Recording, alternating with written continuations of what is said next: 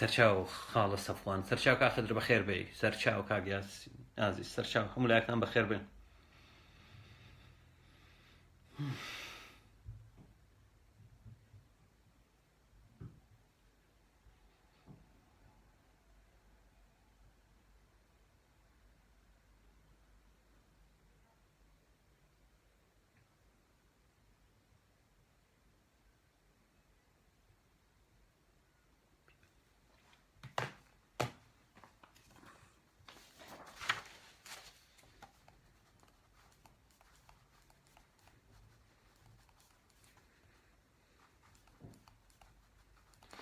سەرچاو بەڕێزان هەموو لایەکتان بەخێر بێن. سڵاو و ڕێز و حرمەتم هەیە بۆ ئێوەی ئازیز و هەروە بۆ خانمان و گەنجان و لاوانی کوردستان. هیوادارم هەموو لایەکتان باش بن لە بەرنامەی ئەمڕۆمان کە بە هاوڕێیان بێن قسە و باسی لەسەر دەکەین. سەرچاو بەڕێزان هەموو لایەکتان بەخێر بێن، هەر بژین زۆر بەخێر بن. با تۆزێک با بوەستین 5 دقەیەک اینجا دەست بەرنامەی ئەمڕۆمان دەکەین.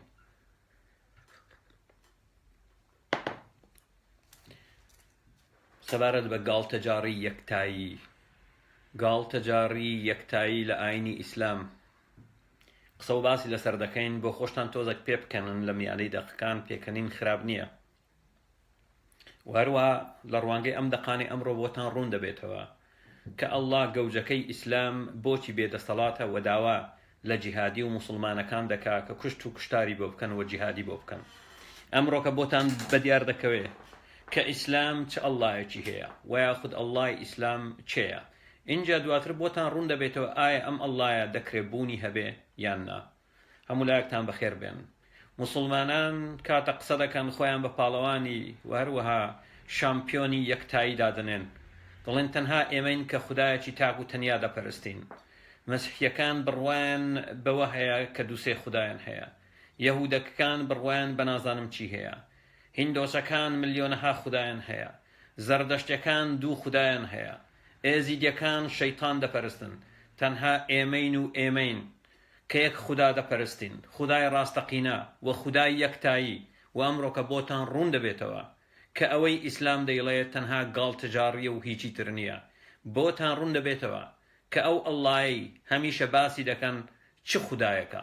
ئایا دەکرێت ئەمە خوددا بێ یاخود تەنها ئەمە گاڵتەجاری عەقلیەتی محەممەد بووە، خەڵکی پێ هەڵخەڵەتاندووە و تاچی موسڵمانی کورد ئاگدار نییە. ئەڵبەتە لە سەرەتای بەرنامەکە دەمەوێت بۆتان ڕوونکەمەوە هەموو ئەو دەقانەی ئاماژەی پێ دەکەم لە قورئانەکەی حەمەی کوڕی ئامەیە و لە فەرموودە ڕاستەکانی حەمەی کوڕی ئامەیە. ئێمە دەست بۆ هیچ دەقێک نابین کەوا دەقی ڕاست و دروست نەبێ، دەقی سەحیح نەبێ یا دەقی حەسەن نەبێ. چکە دەمێکە بەوە گەیشتوین دەزانین ئێوەی موسڵمانان حەستان لە مام حەسەنە، بە قودرەتی قادر حەستان لە مام حەسەنە و لە مام حەسەن کەمترتان قبول نییە و لەسەر بنەمای بڕوابوونتان بە مام حەسەن دەچن بۆ جیهادی مناکەحە و جیهادی دوبر. و ئەوەی ئەوڕۆکە دەیبینن کە جارێکی تر ئەو فەرمودانەی ئێمە ئاماژەی پێ دەکەین سەحیحە و حەسەنە و هەروە هەمووی لە دەقەکانی قورئاندا هەیە. باشە با بەڕێزانی تر بابێن دەست بەرنامەی ئەمڕۆمان دەکەین. هەرچی دەگەڕێتەوە سەر مەوزوعی ئەفرین بەلاقێکی ئەکجار زۆرەوە. مەوزوعی ئەفرین بوو بە قوربانی وەزیری بەرگری ئەمریکا. من لە ڕابردوو ئاماژەم بەوە کرد و جارێشتر ئاماژەی پێ دەکەمەوە. وەزیری نەفرەت لەکراوی ئەمریکا، ئەمە هەرگیز بەمانای ئەوە نایە کە من بەرگری لە ئەمریکا دەکەم، نەخێر. نەفرەت لە کۆمەلگای نێودەوڵەتی، نەفرەت لە سەرمایەداری جیهانی و هەمیشە هەر وەک گوتومە مرۆڤ 2 ڕێگا چارەی لە پێشە. ڕێگا چارەیەکیان بەربەریزم کەوا سەرمایەداری سەرکردایەتی دەکا و ڕێگا چارەیەکیان سۆشیالیزم بۆ گەیشتن بە یەکسانی و ئازادی. هیچ ڕێگای تر لە بەردەم مرۆڤایەتی نەماوەتەوە.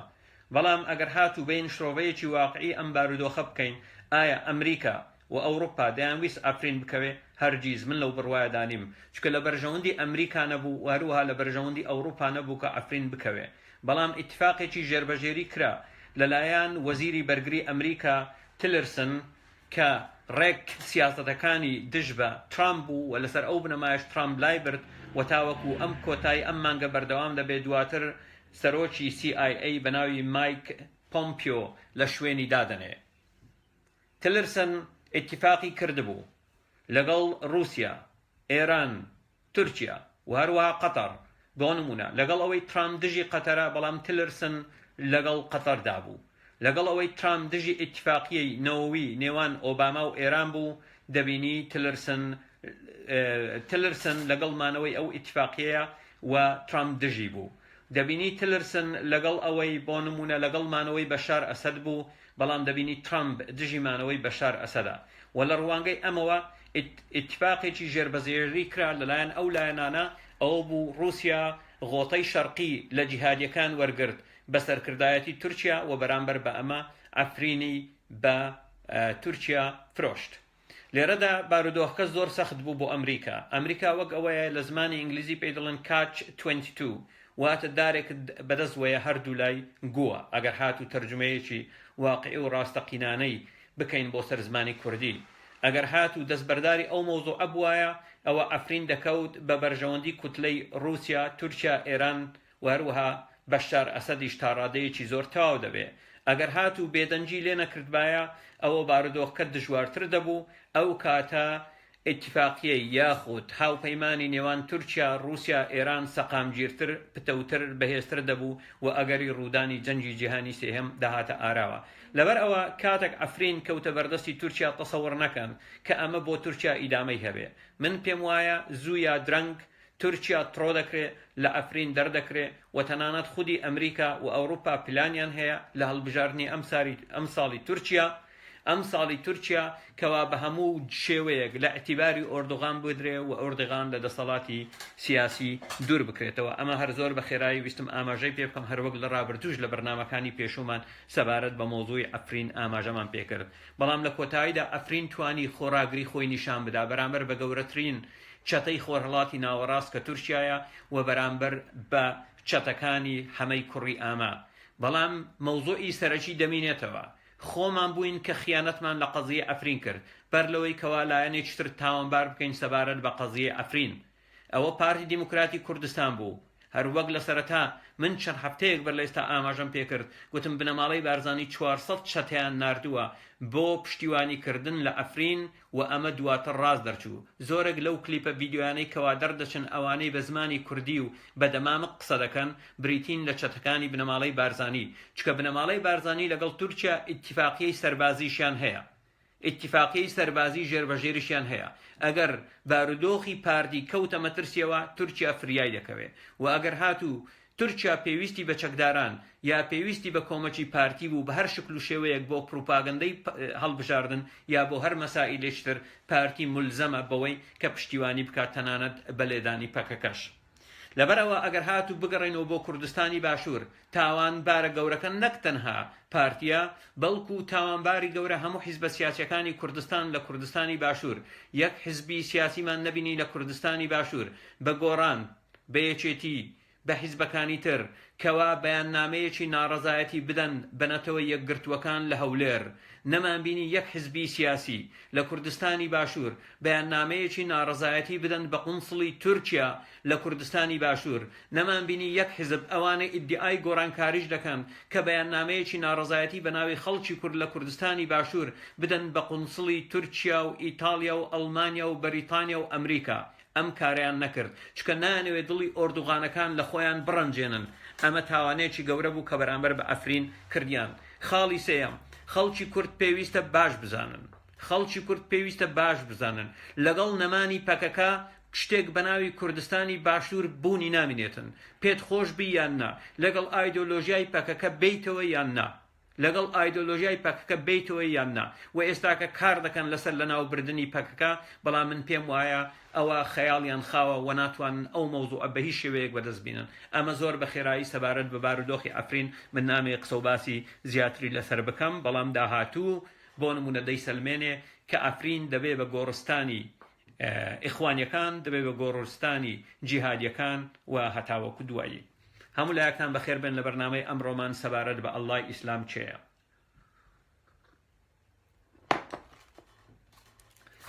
بەڕێزان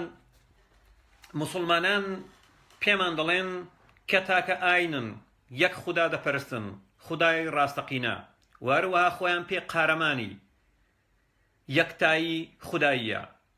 و هەموو ئاینەکانی تر تاوانبار دەکەن بەوەی کە دوو خوددا دەپەرستن یا بڕوایان بەبوونی دوو خوددا هەیە وەکو زەردەشتی و یاخود شەیتان دەپەرستن وەکو ئێزیدیەکان و یاخود بڕوایان بەبوونی ملیۆنەها خوددا هەیە وەکو هیندۆسی،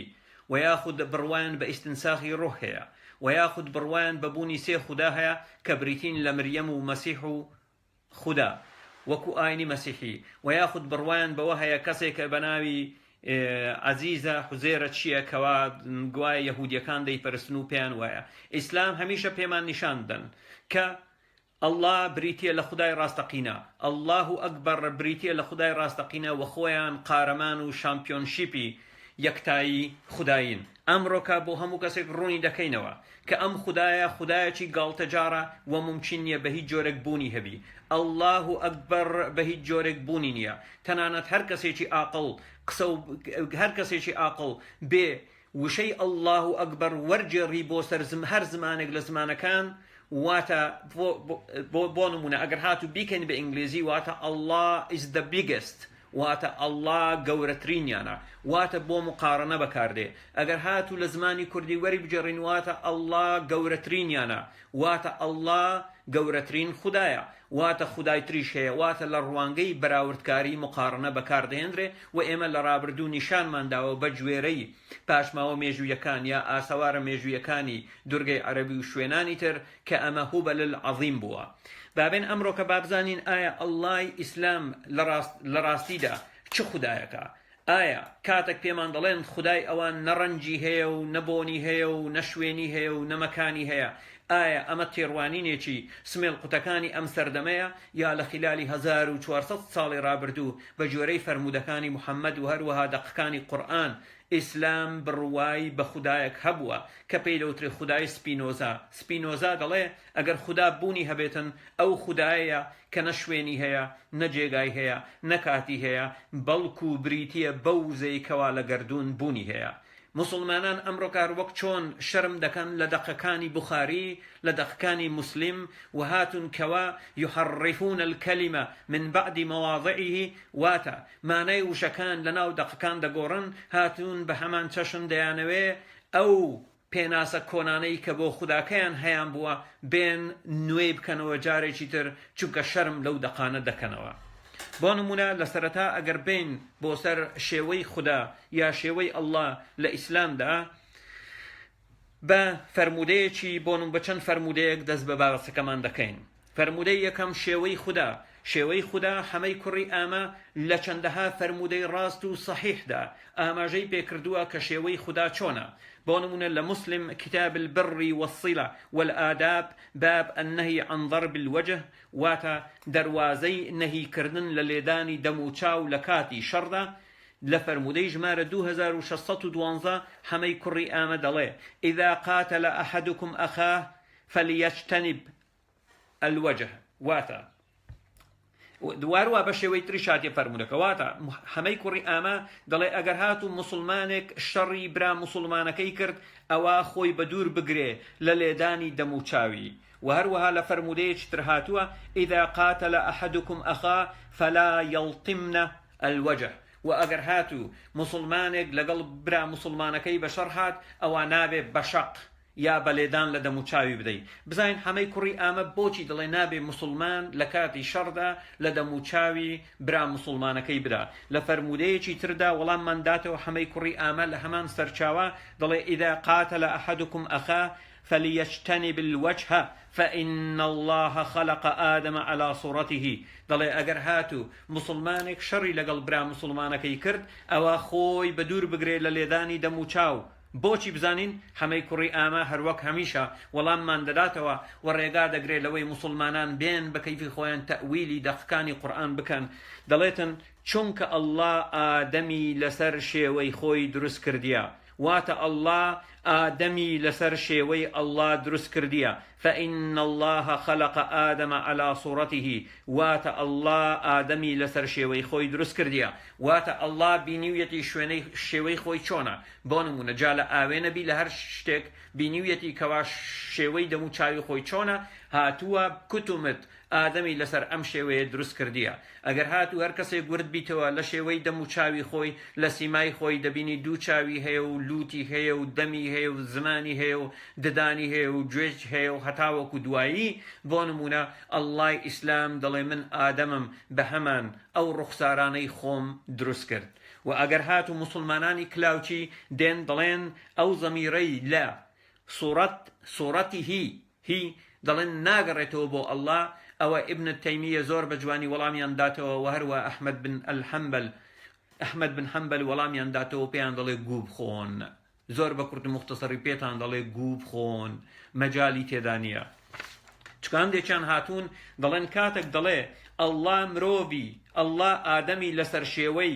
خۆی دروست کردیە، دەڵێن خۆی مەبەستی ئادەمە، واتە ئەڵڵا ئادەمی لەسەر شێوەی ئادەم دروست کردی. ئەمە قسەی قۆڕ و بێمانایە بەڕاستی.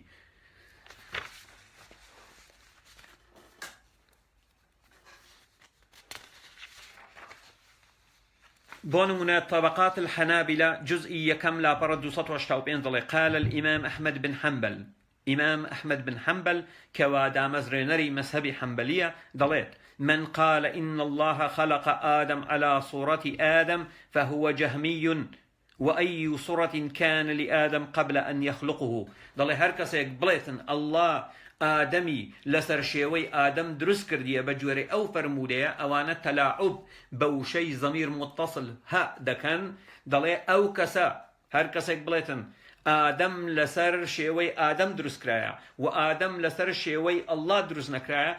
ئەو کەسە جەهمین هەردەقەیەکی ئیسلامی بوون کە تەکفیر کراون. و دواتر دەڵێتن دەباشە کاتێک دەڵێن ئادەم لەسەر شێوەی ئادەم دروستکراوە لەسەر کامە شێوەی ئادەم؟ خۆ ئادەم پێشووتر شێوەی نەبووە بەر لەوەی دروست بکرێت تاوەکو لەسەر شێوەی ئادەم دروستی بکە. وەڵامیان داتەوە. و هەروەها فتح الباري ابن حجر العسقلاني جزء بينجم لاپەڕە 492 دەڵێ وقال الطبراني في كتاب السنة حدثنا عبد الله بن أحمد بن حنبل قال رجل لأبي إن رجلا قال خلق الله آدم على صورته أي صورة الرجل فقال كذب هو قول الجهمية. دەڵێتن لو فتح الباري ابن حجر الأسقلاني هەروەک لەو جزئی ئاماژەم پێکرد دەڵێت الطبري لكتابي سنة ئاماژەی بە فەرمودەیە کردیە کە عبدالله بن أحمد بن حنبل، عبدالله کوڕێکی ئەحمەد بن حەنبەل بووە. دەڵێتن پیاوێک لە باوکمی پرسی، باشە پیاوێک بە باوکمی گوت، پیاوێک گوتی ئەڵڵا ئادەمی لەسەر شێوەی پیاو دروست کردیە. دەڵێ باوکم پێیوتی کەذیبە هو الجهمية، درۆ دەکا ئەوە جهمية. چکان دێکیان هاتوون دەڵێن سوورەتی واتە ئەڵڵا ئادەمی لەسەر شێوەی پیاو دروست کردیە، دەڵێن بەو مانایە. بۆ نمونە ئەحمەد بن حەنبەل وەڵامیان داتەوە. وهروها لعمدة القاري جزء 13 لاپەڕە 116 وقال القرطبي أعاد بعضهم الضمير على الله متمسكا بما ورد في ذلك في بعض طرقه إن الله تعالى خلق آدم على صورة الرحمن. وهروها القرطبي جارشتر وەڵامیان داتەوە دەڵێتن بە پێچەوانەوە ئەو فەرموودە کە ئاماژەی کراوە دەڵێ سوورەتی بەمانای ئەوە دێ ئەڵڵا ئادەمی لەسەر شێوەی خۆی واتە لەسەر شێوەی ئەڵڵا دروست کردیە. و دەڵێت تەنانەت فەرمودەمان هەیە ئەوە دەسەلمێنی دەڵێ فەرمودەیە کە دەڵێتن واتە محەممەد گوتوویەتی إن الله تعالى خلق آدم على صورة الرحمن، واتە ئەڵڵا ئادەمی لەسەر وێنەی ڕەحمان واتە وێنەی خۆی دروست کردیە. بۆ نمونە ئەمە الطبراني وەڵامتان داتەوە ئەحمەد بن حەنبەل و هەروەها بۆ نمونە القرطبي ئاماژەی بە فەرمودی تر کردیە. و هەروەها شيخ الإسلام ابن تيمية هذا الحديث لم يكن بين السلف من القرون الثلاثة نزاع في أن الضمير عائد إلى الله تعالى. ابن تيمية دەڵێ لە 3 سەدەی یەکەمی ئیسلام واتە لە سەدەی حەوتەم تاوەکو سەدەی دەیەم 3 سەدەی یەکەمی ئیسلام هیچ کێشە و ناکۆچێک نەبوو لەسەر ئەوەی کە سوورەتی واتە زەمیر متصل دەگەڕێتەوە بۆ ئەڵڵا. هەموو موافق بوون کە ئەمە واتە ئەڵڵا ئادەمی دروست کردیە لەسەر شێوەی خۆی واتە لەسەر شێوەی ئادەم. فإنه مستفيض من طرق عن عدد من الصحابة متعددة وسياق الأحاديث كلها يدل على ذلك. دڵێ بە پێشەوانەوە چەندەها فەرمودەمان هەیە کە لە ڕێگای زۆرێک لە یاوەرەکان بۆمان هاتووە و سیاقی هەموو فەرمودەکان ئاماژە بەوەی دەکەن کە ئەڵڵا ئادەمی لەسەر شێوەی خۆی واتە لەسەر شێوەی ئەڵڵا دروست کردیە. ولكن لما انتشرت الجهمية في 100 جعل طائفة الضمير فيه عائد إلى غير الله تعالى. بلام دڵێ کاتێک جەهمیەکان دروست بوون 300 لە دوای ئیسلام هاتون گوتیان نەخێر ئەو ضەمیرە لە سوورەتی هی ناگەڕێتەوە بۆ ئەڵڵا بەڵکو دەگەڕێتەوە بۆ شتی تر. دڵێ ئەوانە جەهمین. لێرەدا هەروەک بەڕێزان بینیتان ئەڵڵا سەرچاو بەڕێزان بەخێر بێن. باشە هەروەک بینیتان لێرەدا دەبینین بە گوێرەی هەموو ئەهلی سەلەف القورطبی الطبری ئەحمەد بن حەمبەل وهروەها ئیبن تەیمیە ئەو دەقەی کە محەممەد تیایدا گوتوویەتی إذا قاتل أحدكم أخاه فليجتنب الوجه فإن الله خلق آدم على صورته. واتا ئەگەر سمێڵ قوتێک شەڕی لەگەڵ سمێڵ قوتێکی برای کرد ئەوە دەبێ خۆت بە دوور بگرێ لە لێدانی دەم و چاوی. بۆچی؟ چکە ئەڵڵا ئادەمی لەسەر شێوەی خۆی دروست کردیە. واتە ئەڵڵا لە ئیسلامدا شێوەیەکی هەیە. ئێوە ناتوانن بێن بڵێن ئەڵڵای ئیسلام شێوازێکی نییە. بە پێچەوانەوە پێمان دەڵێ واتە لەسەر شێوەی خۆی و محەممەد بە دیاریکراوی دەڵێت دەم و چاو. بۆچی؟ چکە ئەڵڵا وەکو مرۆڤ دوو چاوی هەیە و لوتی هەیە و دەمی هەیە و کوونەگوێی هەیە و هەتا وەکو دوایی. واتە ئەڵڵاکەتان وەکو مرۆڤە ئەڵڵایەکی کەسێتیە. بابێنە سەر سیماتەکانی تری ئەڵڵای ئیسلام قسە و باسی لەسەر بکەین دانە بەدانە کە ئەوڕۆکە بۆتان دەرەچێ ئەڵڵایەکی زۆر سەیر و سەمەرەتان هەیە. تەنانەت لە ڕاستیدا تۆزێک دووچاری تەشویهی خەڵقی بووە کاتێک لەدایک بووە گۆجا لەبەر ئەوە ناتوانێ بەرگری لە خۆی بکە بەڵکو پێویستی بە مرۆڤە بۆ ئەوەی کشت و کوشتاری بۆ بکە. هەموو لایەکان بەخێر بن. ئایا ئەڵڵای ئیسلام پێی هەیە؟ بوخاری بزانین ئەڵڵای ئیسلام پێی هەیە پێ. بوخاری لە فەرمودەی ژمارە 6661 و مسلم لە فەرمودەی 2848 وەڵاممان دەداتەوە. ئەنەس بن مالک دەڵێ پێغەمبەری ئەڵڵا گوتی لا تزال جهنم تقول هل من مزيد حتى يضع رب العزة فيها قدمه فتقول قط وعزتك ويزوى بعضها إلى بعض. واتا دەڵێت ئەنەس بن مالک دەڵێ پێغەمبەری ئەڵڵا گوتی لە ڕۆژی قیامەت خەڵک فرێدەدرێتە ناو دۆزەخەوە. باشە فرێدرێتە ناو دۆزەخەوە بە دۆزەخ بانگ دەکا دەڵێ ئەرێ هی زیاتر نییە فڕەدەێنامەوە مرۆڤی زیاتر نییە زیاترم دەوێت تێنومە برسیمە فرەدەن زیاترم دەوێت. یعنی دۆزەخ خاوار دەکا قسە لەگەڵ ئەڵڵا دەکات دەڵێ ئەڵڵا گیان زیاترم دەوێت فڕەی دەناویەوە زیاترم دەوێت فڕەی دەناویەوە. باشە دەڵێ تاوەکو ئەڵڵای عەزا پێی خۆی دەخاتە ناو دۆزەخ پێیەکی لێنی ئەها دەخاتە ناویەوە دەیخاتە ناو دۆزەخ. بەڵام دیارە پێیەکانی ئەڵڵا گەورەیە. کاتە خۆی دەخاتە ناو دۆزەخەوە چی دەڵێ بۆ نمونە دۆزەخ دەڵێ قەت دەڵێ بەسە واتە پڕ بووم یعنی بە قاچی ئەڵڵا کاتێک دەیخاتە ناوی دۆزەخ دەڵێ قەت یعنی بەسە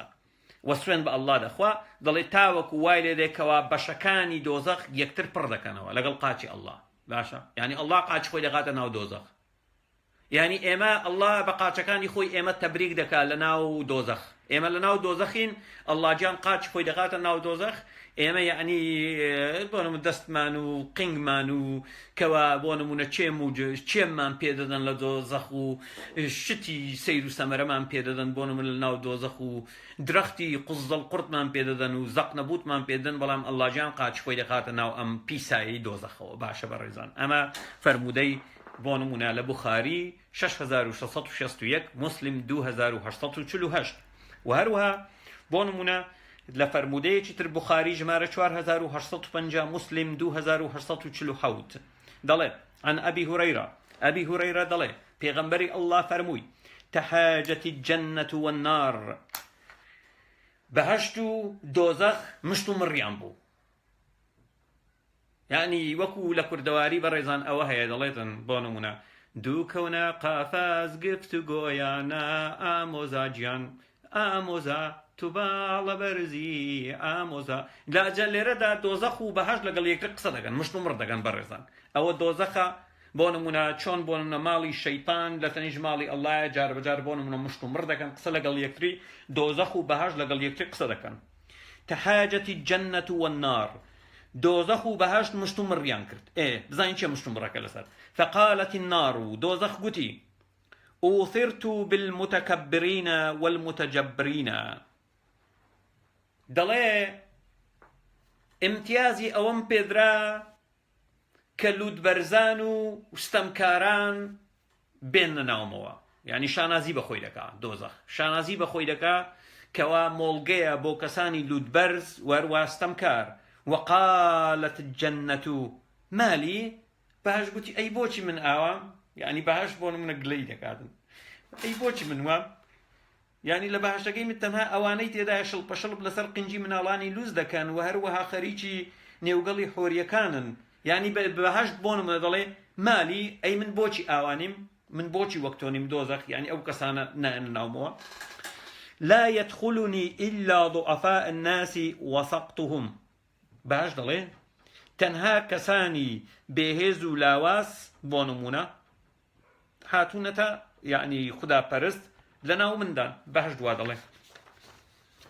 قال الله تبارك وتعالى، الله تداخل دەکا لەو مشت و مڕەیان. الله لێرەدا تداخل دەکا، یعنی مشکلەیە ئەگەر بەهەشت و دۆزەخ بەشەڕ بێن مشت و مڕیان بێ، الله پێویستە دەبی تداخل بکە. الله دێ تداخل دەکا، اللهش کۆمەند و مەزن. الله قال الله تبارك وتعالى للجنة أنت أرحم بك من أشاء من عبادي. أي بهشت پرتو بولد نبي، تۆ جێگای بەزەیی منیت بۆ ئەو کەسانەی کە بەندەکانە من، واتە لە ڕێگای تۆوە من بەزەیی بە بەندەکانم دەکەم، دەیان هین من ناو بەهەشتەوە. وقال للنار، و بە دۆزەخی گوت إنما أنت أعذب بك من أشاء من عبادي. وأي دوزخ لرقاي توا من آزار أشكنجي أو بندانم ددم كخوم دموي يعني أشكنجي أمدم. ولكل واحدة منهما مليؤها، وبو هر يجلم دوانا جيغاي خوي هي، جيغاي بربونوي خوي هي. يعني دوزخ چكسيچ دستناوي بهشت چكسيچ دستناوي. فأما النار فلا تمتلئ حتى يضع رجله فتقول قط قط قط. بەڵام لەگەڵ ئەوەش بەهەشت پڕ دەبێ، بەڵام دۆزەخ پڕ نابێ. تەنەگەی دۆزەخ پڕ نابێ تا وەکو ئەڵڵا قاچی خۆی دەخاتە ناویەوە. کاتە قاچی خۆی دەخاتە ناو دۆزەخەوە، دۆزەخ دەڵێ قەت قەت قەت، بەس بەس بەس، یعنی وا دەزانی پڕ بوو، وا دەزانی پڕ بوو، وا دەزانی دۆزەخ وا دەزانی پڕ بوو لە ڕێگای قاچی ئەڵڵا. فهنالك تمتلئ ويزوى بعضهما إلى بعض. ولێرەدا کاتێک ئەڵڵا قاچی خۆی دەخاتە ناو دۆزەخ، دۆزەخ پڕ دەبێ و بەشەکانی یەکتر پڕ دەکەنەوە، دەڵێتن قەت قەت قەت، بەس بەس بەس. لێرە دەبینین کەوا قاچی ئەڵڵا بۆ نمونە ڕۆڵی هەیە، زۆر گرنگە. وهروەها بۆ نمونە فەرموودەیتر هەیە، تەنانەت کاتێک ئەڵڵا دادەنیشی قاچی خۆی دەخاتە سەر کورسی، بۆ نمونە لەسەر ئەرش دادەنیشێ، بەڵام قاچەکانی بۆ نمونە کورسی هەبووە بەڕێزان کاتی خۆی، و ئێستاکەش هەیە. کورسی هەیە کاتە قاچی خۆت دادەنێ، ئەوها لەژێر پێکەی پارچەدارێک هەیە، پارچەدارێک بۆی قاچ لەسەری ئەوها پشوو بدا. ئێستاش کورسی هەیە بۆ شکل شێوێ. بۆ نمونە کاتێک ئەڵڵا لەسەر ئەرش دادەنیشێ، لە خوارەوەی ئەرش پارچە شتێک هەیە وەکو کورسی وەکو پلیکانە، ئەڵڵاجیان قاچی خۆی دەخاتە سەرینەوە، قاچی ماندی بێ. بۆ نمونە لە پەرتووشی كتاب التوحيد ابن خزيمة جزء يكم لابرا 248، وهروها سنن ابن أحمد، وهروها الحاكم في المستدرك جزء دوام 282، والألباني في مختصر العلو، ودليت صحيحة صحيح في مختصر العلو لا برصة دو بونمونا دليت عن عمر رضي الله عنه، عمر كري خطاب دليت قال قدي إذا جلس تبارك وتعالى على الكرسي، كاتق الله جان دادني شيء لسر كرسي، سمع له أطيط كأطيط الرحل الجديد. واتكاتك الله لسر بون من كرسي كي دادني شيء برزان جيتنا دنجي كرسي كي من جيقة شيء لدي كاتك الله دادني شيء دەڵێ کورسیەکەی ئەڵڵا جیگەجیچی لێوە دێ وەکو زینی وڵاخ، یعنی ئەڵڵا تۆزە قورسە، یعنی کاتێک دادەنیشێ ئەڵڵا دەڵێ کاتێک ئەڵڵا لەسەر کورسیەکەی دادەنیشێ سمع له أطيت كأطيت الرحل الجديد، يعني کورجەکەی جیقەجیقەشی لێوە دێ وەکو بۆ نمونە پیاو کاتێک سواری سەرزین دەبی زینەکە جیگەجیگەچی لێوە دێتن لە ڕێگای لێخشاندنی شەرواڵی ئەوە هەمان شت، یعنی جیگەجیگەچی لێوە دێ. و هەروەها ابن عباس هەمان شت دەڵێ الکورسی و موضع القدمین، دەڵێ کورسی ئەڵڵا شوێنی دانیشتنی ئەڵڵا نیە بەڵکو تەنها قاچەکانی دەخاتە سەر ئەوها، يعني كاتك لسر أرجدا دنش لخار تناقات كان يخاطر. وأبي موسى الأشعري قال، وأبي موسى الأشعري ضله الكرسي موضع القدمين وله أطيت كأطيت الرحل، ضليتن كرسي شويني بي الله كالسري دادنه وجيك جيك تشيلي ودي وكو جيك جيكي زيني ولاخ، يعني على سري ضله جيرة وكو جيرة دم خوش من جيرة من نبي ذكرت بوكاكي با جيرة لي ودي جیرە بڵێ جیرە واتە جیرەی لێوە دێ شت کاتێک لە سەری دادەنیشی بۆ نمونە ئەوها بەر شتێکی هین دەکەویتن جیرەیەکی لێوە دێ، دڵێ کاتێک ئەڵڵا قاچەکانی دەخاتە سەر کورسی جیری لێوە دێ، یعنی دەناڵێنێ. ئەوە شوێنی پێشی هەیە. و هەروەها بۆ سەلماندنی ئەوەی کە ئەڵڵا سیمایەکی هەیە بۆ نمونە قورئان وەڵاممانداتەوە، نەک تەنها فەرموودەکان بەڕێزان بلكو قرآن ولما داتوا لسورة القيامة كاتك دلي وجوه يومئذ ناظرة إلى ربها ناظرة، دلي سمايك لروجي قيامة دا سير دكا سيري خدا كيان دكا بونمونا لا نانسر بونمونا هيني دورو دريش ناینەسەر تەفاسیلی دوور و درێژ سەبارەت بە لێکدانەوەی ئەم دەقا هەر کەسێک دەیەوێتن دەتوانی بگەڕێتەوە بۆ سەر مفەسیرەکان، بەڵام لە هەندێکیان بۆنم لە هەمیاندا هاتووە بە فەرمودەیەکی محەممەد قال النبي واتە پێغەمبەر گوتی إنكم سترون ربكم عيانا، بەڵێ ئەی مسلمانان ئێوە ئەڵڵاکەی خۆتان دەبینن بە چاوی خۆتان، واتە بوونی هەیە واتە فیزیکیە لەبەر ئەوە دەیبینن.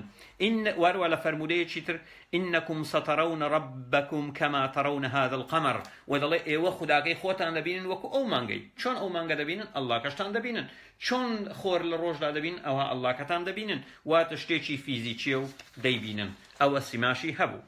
و هەروەها بزانین ئایا ئەڵڵا جان دەستی هەیە، ئەو بینیمان کەوا قاچی هەیە و کاتێک دادەنیشی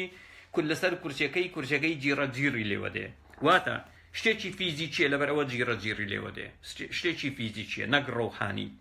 بۆ نمونە لە صحیح مسلم کتاب الإمارة ژمارەی فەرموودە 1827 عن عبد الله بن عمر دڵێ قال رسول الله پێغەمبەری ئەڵڵا گوتی والمقسطون على منابر من نور على يمين الرحمن وكلتا يديه يمين، دڵێتن عبد الله بن عمر دڵێ پێغەمبەری ئەڵڵا گوتی پیاوچاکانی منبەر منابر واتە منبەری مزگەوتەکان لەژێر نوری ئەڵڵا دەبن لە دەستە ڕاستی، واتە لە دەستە ڕاستی ئەڵڵا دەبن. و دواتر محەممەد دەڵێ وەکیلتا یەدەیه یەمینون، و هەردوو دەستەکانی ئەڵڵا ڕاستن، واتە ئەڵڵا دەستی چەپەی نییە، چکە لە ئیسلامدا چەپە واتە شەیطانی، دەڵێتن وەکیلتا یەدەیه یەمینون، هەردوو دەستەکانی ئەڵڵا ڕاستن، واتە ئەڵڵا دوو دەستی هەیە لای ڕاستە، ئەگەر بێت چەپڵە لێبداتن ئەوە بە ئاسانی لێیدا وەکو ئێمە نییە ئەزیەت بچێشین ئاوا بینن، ئەوە ئەڵڵا لە تەنیژێکە، يعني دوو دەستی هەیە لە دەستە ڕاست، دوو دەستی هەیە لە دەستە ڕاست لە چەپە هیچی نییە. و هەروەها لە فەرمودەی ژمارە 2787 ئەبی هورەیرە دەڵێت قال رسول الله پێغەمبەری ئەڵڵا گوتی يقبض الله تبارك وتعالى الأرض يوم قيامة ويطوي السماء بيمينه ثم يقول أنا الملك أين ملوك الأرض. أبي هريرة باوچی پشیلۆکە دەڵێ پێغەمبەری ئەڵڵا گوتی ئەڵڵای شکۆمەند و مەزن لە ڕۆژی قیامەت زەوی بەدەستی دەگرێ، ئەوە یعنی مادەم دەستی هەیە و ڕاستەیە ئەوە بەدەستی دەگرێ. و هەروەها ئاسمانەکان لول دەدا، ئەوە لول ئاسمانەکان لول دەدا و دەخاتە لای دەستە ڕاستی خۆی دادەنێ. ئەوە اینجا دەڵێتن من خۆم پادشام، پادشاکانی زەوی لەکوێن، من خۆم پادشام، پادشاکانی زەوی لەکوێن. و هەروەها بۆ نمونە ئاەتی 67 سوڕەتی ئەززومر دەڵێت والسماوات مطويات بيمينه آسمان كان لولدراون لدستا راستي. وهروها بونمونا سبار زیاتر بەدەستی الله ئەوە بینیمان کە بەدەستیش دەگرێ دەستی هەیە و دەتوانی الله دەستی خۆشی دەکاتەوە وەکو مرۆڤ ئاوە دەستی خۆشی دەکاتەوە. سوڕەتی ئەلمائیدە ئاەتی 64 دەڵێ بەل یەداه مەبسووتەتان ينفق كيف يشاء. دەستەکانی الله یەدا یعنی هەردوو دەستی جارشتر یەدا یعنی دوو دەست لە زمانی عەرەبی باشە ئەگەر بەمانای بۆ نمونە معنایەکی مەجازی هەبووایە نەدەبووە ئاماژە بە دوو دەست بکات دەڵێت دوو دەست و محەممەد لێکی داوەتەوە خۆی تۆ ناتوانانی دژ بە پێغەمبەرەکەت بۆتی دەڵێ هەردوو دەستەکانی ئەڵڵا کراون بە کەیفی خۆی خەرج دەکا بۆ ئەو کەسی کە دەیەوێ باشە. وهروە لە سوڕەتی ساد ئاەتی 75 ببوورە عەبد الجنس اللەطیف تۆ حەزت لە سوڕەتی قافە بەڵام بەداخەوە ئەم دەقە لە سوڕەتی قاف نەبوو لە سوڕەتی سادە. سوڕەتی ساد ئاەتی 75 الله دەڵێ قال يا إبليس ما منعك أن تسجد لما خلقت بيدي. أي إبليس الله دەڵێتن لە قورئان ئەی ئیبلیس چی ڕێگای لێگرتی کە کڕنۆژ ببەی بۆ ئەو کەسەی کە بە هەردوو دەستەکانی خۆم دروستم کردووە بە هەردوو دەستەکانی خۆم دروستم کردووە دەڵێ هەردوو دەست واتە ئەڵڵا گیان یەکێک لەو شتانەی نەیتوانیوە بە کون فەیەکون دروستی کا بریتیە لە ئادەم لەگەڵ ئەوەش ئەڵڵای قورئان بۆ نمونە لە چەند شوێنێکدا لە قورئان یەکێک لەوانە لە سوڕەتی النەحل ئاەتی چلە ئەگەر هەڵەنە بم دەڵێ إنما قولنا لشيء إذا أردناه أن نقول له كن فيكون دەڵێ ئەگەر ویستمان شتێک بهێنینە ئاراوە ئەوە دەڵێن کون ببە وە دەبێت. بەڵام لێرەدا دەبینین ئەڵڵای قورئان پێویستی بە خۆڵ و قوڕکاری و هین بووە و بە چەند پرۆسەیەک توانیویەتی ئادەم دروست بکا بە دەستەکانی خۆی واتە لێرەدا بەوتە نەیتوانیوە دروستی بکە بەڵکو بەدەست دروستی کردووە. ئەمەش بۆ نمونە ڕێک پێچەوانە یەکێکە لە تەناقوداتەکانی قورئان کە خودی موسڵمانان نازانن چۆن وەڵامی بدەنەوە و بینیمان کە ئەڵڵا بۆ نمونە دەستی هەیە هەر وەک بینیمە دەستەکەی دەکاتەوە دەستەکەی دادەخا زەوی دەپێچێتەوە بە دەستی دەیگرێ و ئاسمان بە دەستی لول دەدا لە دەستە ڕاستی خۆی دادەنێ هەردوو دەستەکانی دەستە ڕاستن و دەستەکانی دەکاتەوە دەیدا بە کەسێک کەوا خۆی دەیوێ بە دەستی خۆی ئادەمی دروستکردیە هەتا وەکو دوایی. بزانین ئەڵڵا گوێ هەیە یان نا ئەڵڵای ئیسلام بوخاری کتاب التەوحید ژمارەی فەرموودا 7389 بێجگەلەوەی لە قورئاندا ئەڵڵا سەمیع و بەسیرە واتە دەبینێ و دەبیسێ بەڵام بابێن بۆ نمونە هەر بۆ وەک نمونە بۆ تەکمیلی بابەتەکە بوخاری کتاب التەوحید ئاەتی 7389 دادا عائیشە دەڵێ قال النبي صلعم دەڵێ پێغەمبەر گوتی إن جبريل عليه السلام ناداني قال إن الله قد سمع قول قومك وما ردوا عليك. دەڵێ بۆ نمونە محەممەد دەڵێتن جوبرائیل عەلەیهی سەلام بانجی کردم گوتی هۆی محەممەد ئەڵڵا گوێی لە قسەی قەومەکەت بوو و وەڵامیان نەدایتەوە گوێی لێ بوو یعنی جوبرائیل هاتیە بۆ تەئکید دەڵێ ئەڵڵا گوێی لێ بوو خەمی ئەوەت نەبێ یعنی ئەڵڵا دەیبیسێ محەممەد خەمی ئەوەت نەبێ. و هەروە لە ئاەتی یەکی سوڕەتی الموجادلە بۆ نمونە دەڵێتن ژنێک کاتێک لەگەڵ مێردەکەی کێشەی دەبێ دێ بۆ لای محەممەد دەڵێتن مێردەکەم سوێندی خوارد و کەچی گەڕاوەتەوە دەوێت سێکسم لەگەڵ بکاو ئەمە چۆن دەبی و هاتی وەلحاصل بانەچین ناو تەفاسیل بەڵام چی دەڵێتن لەو دەقە ئاەتی یەکی سوڕەتی الموجادلە قد سمع الله قول التي تجادلك في زوجها وتشتكي إلى الله والله يسمع تحاوركما إن الله سميع بصير. چی دەڵێ ئەڵڵا گوێی لە قسەی ئەو ژنە بوو کە قسەت لەگەڵ دەکا سەبارەت بە مێردەکەی و هاتووە شکایەت لای ئەڵڵا دەکا و ئەڵڵا دەبیسێت والله يسمع تحاوركما ئەڵڵا گوێی لە قسە و باسەکانتانە إن الله سميع بصير ئەڵڵا دەبیسێت و دەبینێت. ئەمە بۆ نمونە دەیسلمێنی کە زۆر ئەم دەقە زۆر بەڕوونی بۆ نمونە یعنی گوێی لە هەموو قسەیەک دەبێت. بزانین ئایا ئەڵڵا پەنجەی هەیە پەنجەی هەیە بۆ پیانۆ لێدان ئەگەر حەزی لە پیانۆ بی چکە حەزی لە نووسینی شعرە. والصافات صفا والضاريات ضرا والنازانم چی بزانین دەتوانی مۆسیقا لێ بدە پەنجەکانی پەنجەکانی لێ بدە. Happy birthday to you, happy birthday to you. بزاني پنجه هي يمنا. مسلم كتاب القدر، مسلم پرتوشي قدر، باب حجاج آدم وموسى عليهما السلام، دروازي مشتمري نيوان آدم وموسى، ژمارەی فەرموودە 2652 ژمارەی فەرموودە 2652 باوکی پشیلۆکە دەڵێت ئێمە وەری دەژێنین بۆ سەر زمانی کوردی بەڕێزان، ئێمە کوردین و شانازی بە کوردبوون دەکەین و شتەکان بۆ نمونە وەری دەژێڕین بۆ سەر زمانی کوردی. کاتێک دەڵێن ئەبوو ذەڕ یعنی دەڵێن باوکی زەڕین زەڕ باشە، دەڵێن ئەبوو هورەیرە باوکی پشیلۆکە باشە، باوکی پشیلۆکە. باوکی پشیلۆکە دەڵێ قال رسول الله پێغەمبەری ئەڵڵا گوتی احتج آدم وموسى، مشتمر لە نێوان ئادەم و موسا دروست بوو. جا من نازم چۆن ئادەم و موسا یەکیان بینیوە ئەوە بۆ ئێوە بەجێ دێڵم. تەنانەت مامێکی هاڕونە ڕەشید کاتخۆی گاڵتەی بەو فەرموودەیە کردیە، گوتی ئەخر دەتوانن پێمان بڵێن لەکوێ ئادەم و موسا یەکیان بینیوە، ئادەم لەکوێ موسا لەکوێ، چۆن یەکیان هاڕونە ڕەشید جەلدی کردیە لەسەر ئەو قسەی، وتی ناوی لە ئیسلامدا پرسیار بکەیت. فقال موسى قتي يا آدم أي آدم أنت أبونا توباوشي إيمي خيبتنا إيمد به واكر أخرجتنا من الجنة تو إيمد لبهش دركر. فقال له آدم بيود أنت موسى أصطفاك الله بكلامي، أي موسى الله توي هل بجارت للرقاي بون منقصي لقل الداكر الله تنها قصي لقل موسى كرديا باشا، يعني الراستە خۆ دەڵێ قسەی لەگەڵدا کرد لەسەر چیاکە لە پشت درەختەکە کاتێک درەختەکە دەستا، دەڵێ ئەڵڵا ڕاستە خۆ قسەی لەگەڵ تۆ کردیە. وەخەتە لەکە بیەدیه و بەدەستی خۆی بۆتی نووسیوە، ئەو دوو تابلۆی موسا دایبەزاند ئەوە ئەڵڵا بەدەستی خۆی نووسیت. وەخەتە خەت لە زمانی کوردیش نووسین خەتی پێدەڵێن درێن دەست خەت بۆ نمونە خەتە، دەڵێ وەخەتە لەکە بیەدیه و بەدەستی خۆی ئەڵڵا بۆی نووسیوی، یعنی تەوراتی بۆ نووسیوی یا دوو تابلۆکەی بۆ نووسیوی الوەسائل العشرە. أتلومني على أمر قدره الله علي قبل أن يخلقني ب40 سنة؟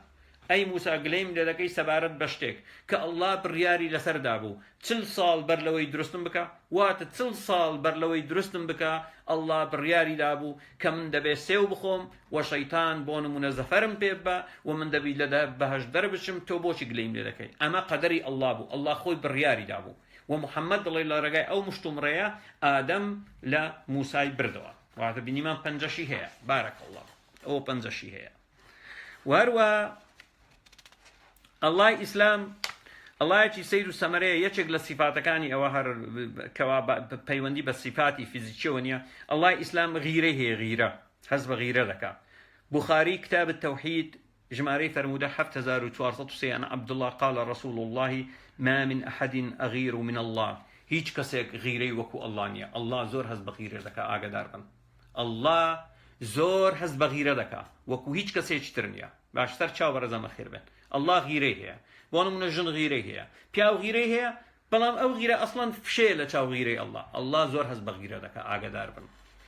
وهروها بونمنا الله إسلام بحكمي وقاتشي هي وبيه هي بنيمان جار بجار حزي للرويشنو هرولشا هرولا أو رويشنانية كوا توزق بخيراي دروي كوا لا أولمبياد دكري. الله إسلام حزي لهرولا هرولا دكا هرولش بونمنا بقاتشك لزي بيتو أهلا رويشنا. جماري فرمودا بخاري كتاب التوحيد جماري فرمودا 7405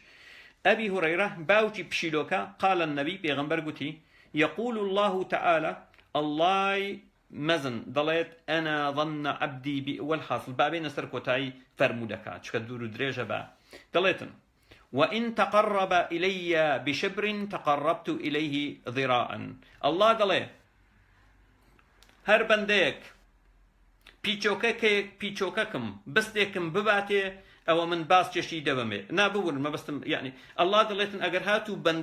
بنديك مسلمان بستيق ليم نزيك بيتوا أو من باس جغلي نزيك دموا. وإن تقرب إلي ضرعا وأجر هاتو باس جغلي نزيك بيتوا أو من باعا لي نزيك دموا. وإن أتاني يمشي وأجر هاتو أو بندا برو رمهات أتيته هرولة أو من بهر ولا بويدتم. الله دلي بهر ولا بويدتم باشا، يعني أجر بنديك بستيك الله نزيك بيتوا الله باس جغلي نزيك دبيتوا وأجر بنديك باس جغل الله نزيك بيتوا أو الله هينك باعا لي نزيك دبيتوا. وأجر هاتو بندك برويشن بولاي الله هات الله بهر ولا بوي دروا باشا، الله بهر ولا بوي دروا. وهروها بزانين پنجەکان سەبارەت بە پەنجەکانی الله بزانین الله چەند پەنجەی هەیە بزانین یەک پەنجەی هەیە یا دوو پەنجەی هەیە یا سێ هەیە یا چوار هەیە یا وەکو مرۆڤ پێنجی هەیە فرمودەیەک لە بوخاری کتاب التوحید ژمارەی فرمودە 7414 وەڵاممان داتەوە ئەڵڵای قورئان پێنج پەنجەی هەیە بەڕێزان ئەڵڵای قورئان وەکو مرۆڤ پێنج پەنجەی هەیە باشە پێنج پەنجەی هەیە عن عبد الله بن مسعود دڵێ أن يهوديا جاء إلى النبي پیاوێکی یهودی هات بۆ لای پێغەمبەر فقال يا محمد گوتی ئەی محمد إن الله يمسك السماوات على أصبع الله ئاسمانەکانی گرتووە بە پەنجەیەک ئاوە بە پەنجەیەک گرتوویەتی وەدەقی قورئانی شێ دڵێ الله ئاسمانی گرتووە ئەگەر بەریدا بەردەبێتەوە بەسەرتا دڵێ ئەو حالە بە پەنجەیەک ئاسمانی گرتووە والأرضين على أصبع وزەوی بە پەنجەیەک گرتووە والجبال على أصبع وچیای بە پەنجەیەک گرتووە والشجر على أصبع ودرختكاني قرتوا بپنجيك والخلائق على أصبع ومخلوقاتكاني تر بپنجيك ثم يقول إن جاء الله ضله أنا الملك من باتشام يعني بينش بنجا برزان أروق بينشام بينش بنجا فضحك رسول الله صلعا بيغمبري الله بيكني حتى بدت نواجده تاوكو شي بيدوسيت مەڵاشوەکانی بەدیار کەوت ثم قرأ إنجا أو دقي قرآني خوێندەوە کەوا لە سوڕەتی لە ئاەتی سوحەفتی سوڕەتی الزمر هاتووە دەڵێ وما قدر الله حق قدره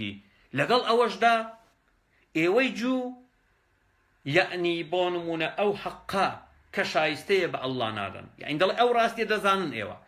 ئەو ڕاستی دەزانن لەگەڵ ئەوەش ئێوە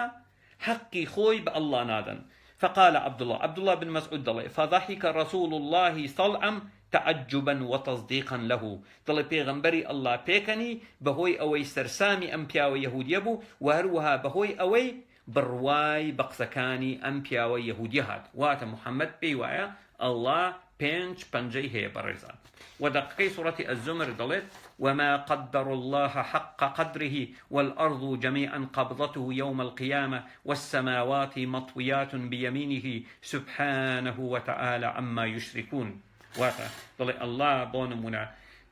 بونمنا أو شي بدلت أو حق شايسته بالله نادن والله بونمنا زوي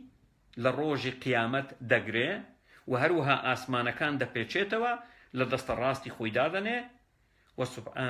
سبحانه ئەمما یشتکن ئەیک دەکەواتە بۆچی شرک بەچی دەکەن و هەروها بزانین ئایا ئەڵڵا چاوی هەیە یان نا حەمەی کوڕی ئاما ئەلبەتە دەمی خۆی نەگرتووە وەڵاممان داتەوە لەو فەرمودەیەکدا بزانین ئایا چاوی هەیە یان نا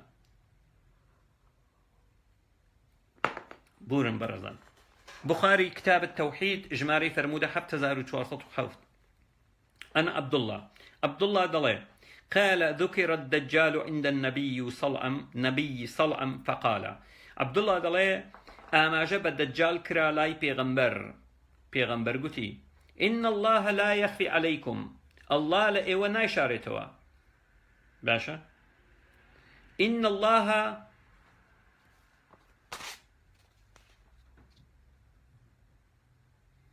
دەڵێتن وإن الله ليس بأعور الله طلع الله چاوي خيلنيا محمد أهايك بونمونا كاتك بون لفرمودك إن الله ليس بأعور الله خيلنيا محمد أها بدست آماجي بچاوي كري إن چاوي خيلنيا آماجي وأشار بيده إلى عينه واتى بيغمبر آماجي بچاوي كر قوتي الله خيلنيا باشا وإن المسيح الدجال أعور العين اليمنى بلا مسيح الدجال لچاوي راستيتيا خيلة چاوي راستي خيلة كأن عينه عنبة طافية وات چاوي راستي توزق هالدرشو وكو دنكتري توزق درشو چكا خيلة بلا الله چاوي خيلنيا آقادار يعني هردو چاوكاني الله ساغو سلامته والله خيلني وتشيرني عنده چاوكاني مضبوطه وهروا على فرمودي جماره 7408 انس قال النبي انس ضلي پیغمبر قوتي ما بعث الله من نبي الى انظر قومه الاعور الكذاب ضلي الله هيج پیغمبري نناردوا كپیغمبركا اگداري قومكي كردوتو سبارد بچي بدجالي دروزن انه اعور دەجال چییە؟ چاوی خێلە. وإن ربكم ليس بأعور وخداكتان خێڵ نییە. الله هەردوو چاوەکانی ساغ و سەلامەتن، بەڵام دەجال چییە؟ دەجال بۆ نمونە چاوێکی کوێرە. لێرەدا بۆچی محەممەد دەیها فەرموودەی هەیە تاکید دەکاتەوە؟ واتە دەجال لە ئەڵڵا دەچێت کوتومت ئەڵڵا و دەجال لە یەک دەچن، بەڵام محەممەد سیماتێکتان پێ دەڵێ بۆی بیناسنەوە کە دەجال چاوێکی خێلە، بەڵام ئەڵڵا چاوی خێڵ نییە. دیارە لە یەک دەچن لەبەرەوە محەممەد ئاگادارتان دەکاتەوە و فەرموودەی دواتر محەممەد تاکید لەوە دەکاتەوە. باشە بۆ نمونە فەرموودەیەکی تری هەیە دووبارە مسلم 5228 قال رسول الله في وصف الدجال، پێغەمبەری الله لە وەصفکردنی دەجال دەڵێ إنه شاب قط شديد جعود الشعر، دەڵێ گەنجێکە دەجال گەنجێکە کە قژی لول و درێژە. عینه طائفة، چاوێک تۆزێک دەرپڕیوە. كأني أشبهه بعبد العزى بن قطني، دەڵێ تقریبا بە فڵانە کەس دەچێ. باشە ئەوە دەجال ئاماژە بە کەسێک دەکا بە ناوی عزا بن قەطن. باشە واتە گەنجەیەک دەجال گەنجە قژی لول و درێژە، باشە بەڵام چاوێکی چییە؟ خێڵە. وەروە محەممەد بەردەوام دەبێت سەبارە بزانە. لێرەدا کوتومت محەممەد پێمان دەڵێت دەجال و ئەڵڵا لێک دەچن، تەنها ئەڵڵا چاوی کوێر نییە، چاوێکی کوێر نییە، دەجال چاوێکی کوێرە. ئەبوو داود کتاب الفتن والملاحم ژمارەی فەرموودە 3763 إني قد حدثتكم عن الدجال، دەڵێ من زۆر قسە و باسم بۆتان کردووە سەبارەت بە دەجال. جا ڕاستیەکەی محەممەد ڕاست دەکا، هەروە گوتم دەیها سەدەها فەرموودە هەیە محەممەد قسەی کردی لەسەر دەجال. یعنی سمێڵ قوتان ئاگادار دەکاتەوە سەبارەت بە دەجال ئاگادار بن، چکە سیماتی ئەڵڵا و دەجال لێک دەچن، تەنها ئەوە نەبێت دەجال چاوی ڕاستەی خێڵە، بەڵام چاوی ئەڵڵا خێڵ نییە. إني قد حدثتكم عن الدجال، دەڵێ من زۆر قسم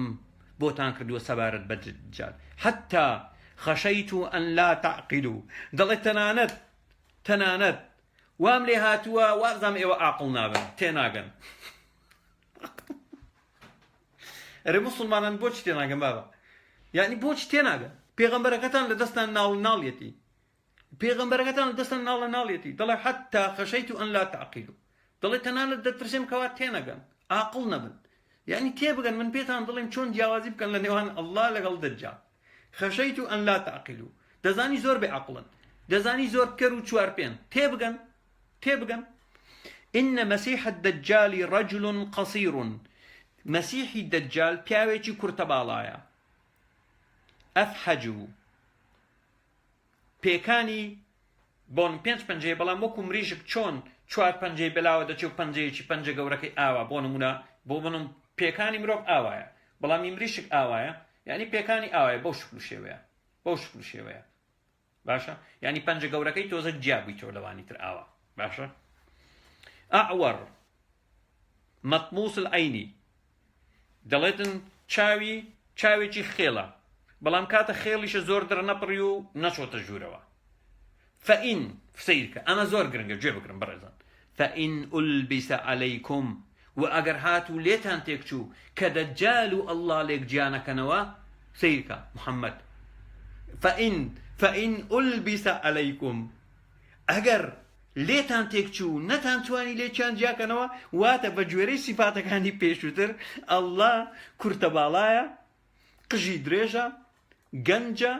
باشە دەڵێتن فەئین ئولبیسە عەلەیکم، و ئەگەر لێتان تێکچوو نەتان تانی جیایکەنەوە،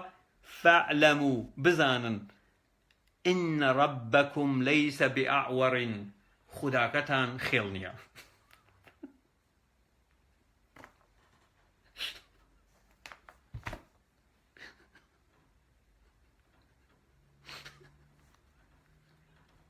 وهذا محمد بون مناتي وصفيني كرديا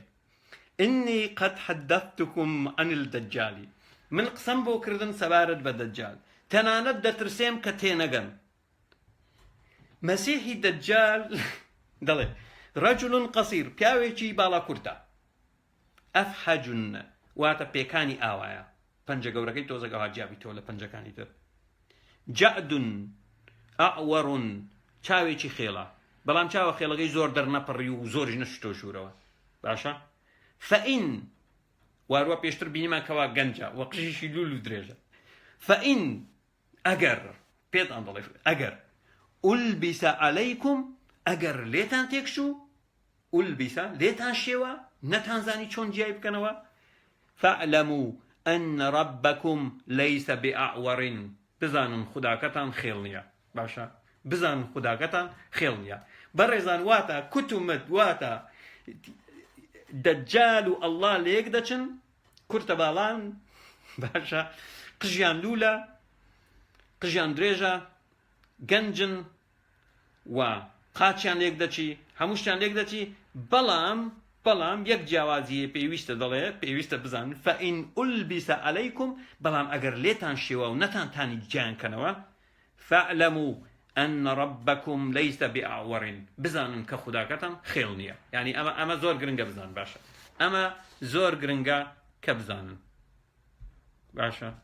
ئەمە زۆر گرنگە کە بزانن وهەروە محەممەد بۆ نمونە هاتیە لە شوێنی تر وەسفی چی کردیە وەسفی ئەڵڵاکەی کردیە کەوا کوتومت دەگەڕێتەوە هەمان وەسفی دەجالە چی دەڵێ ئیمام ئەحمەد المنتخب في علل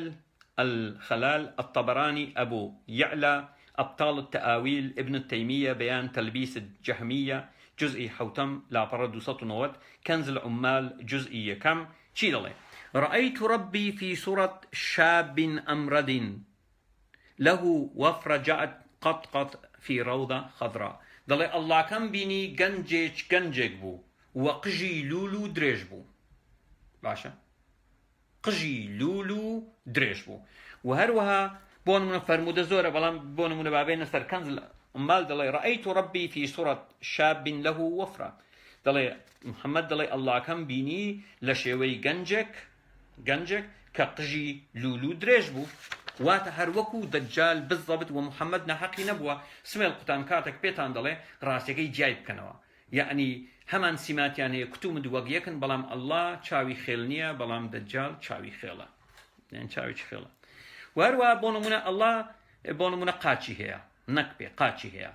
ئاەتی 42 سوڕەتی القەلەم دەڵێ يوم يكشف عن ساق ويدعون إلى السجود فلا يستطيعون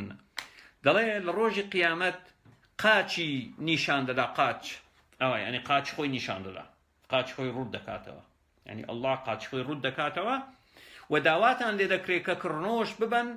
بەڵام ناتوانن واتە کافرەکان ناتوان کڕنۆش بن بەڵام مسلمانان کڕنۆش دەبن و بوخاری سەبارەت بەمە دەڵێت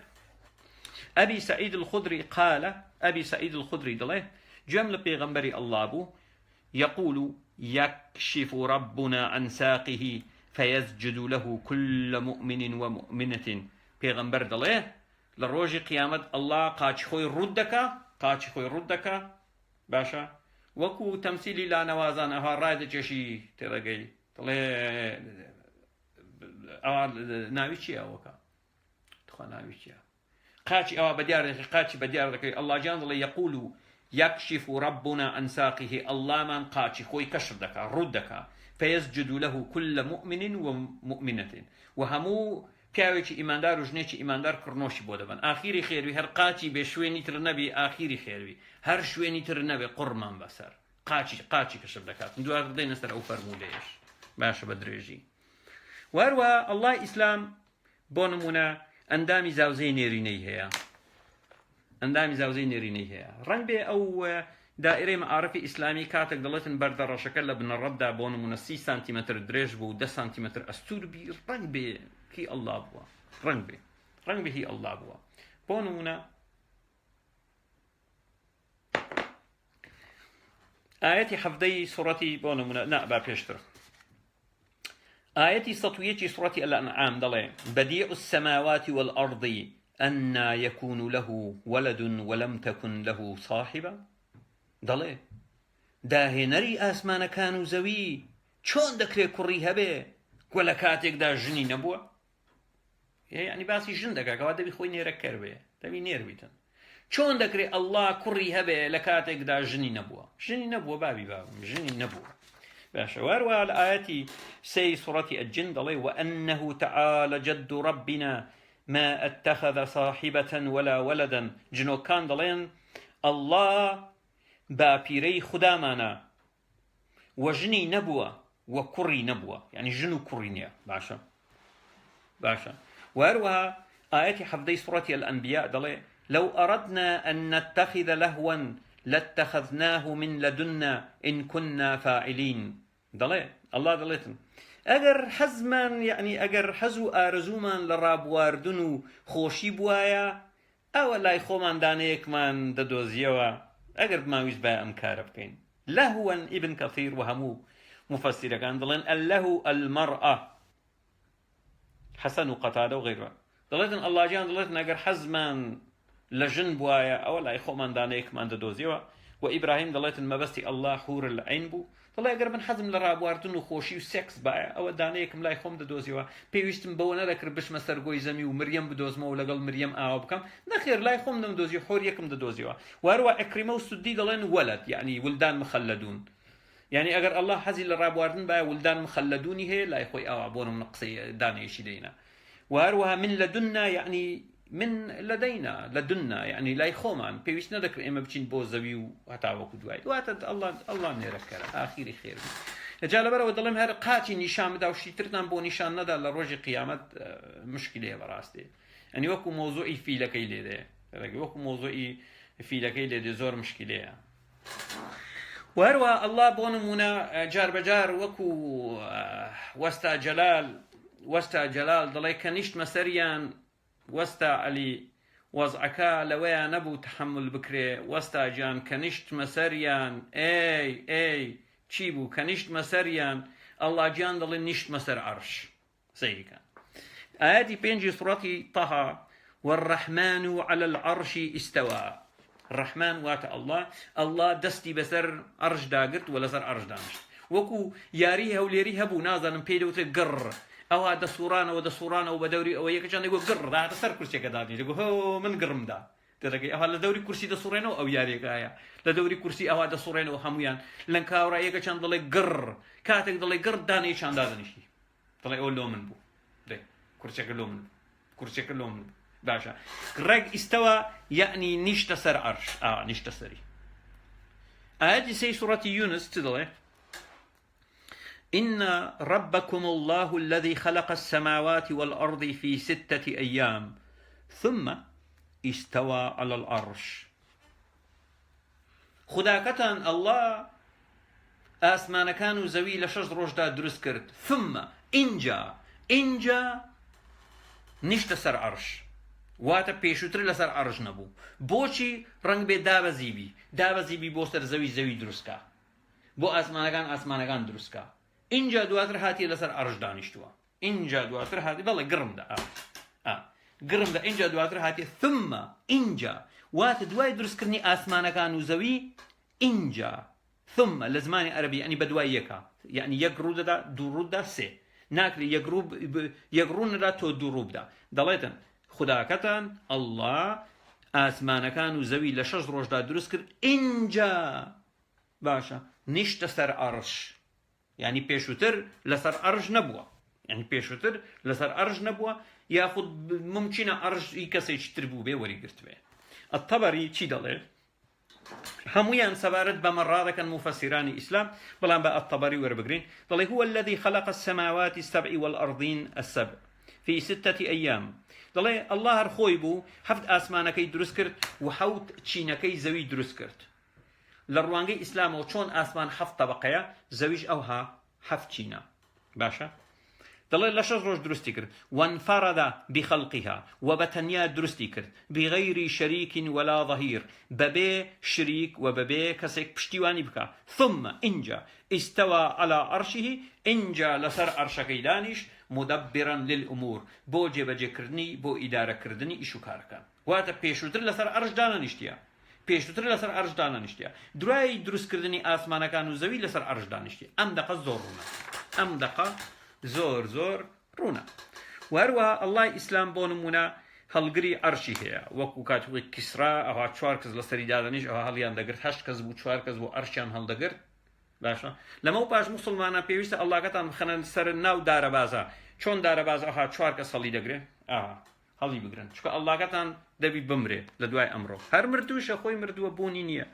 غافر ئاياتی حەوت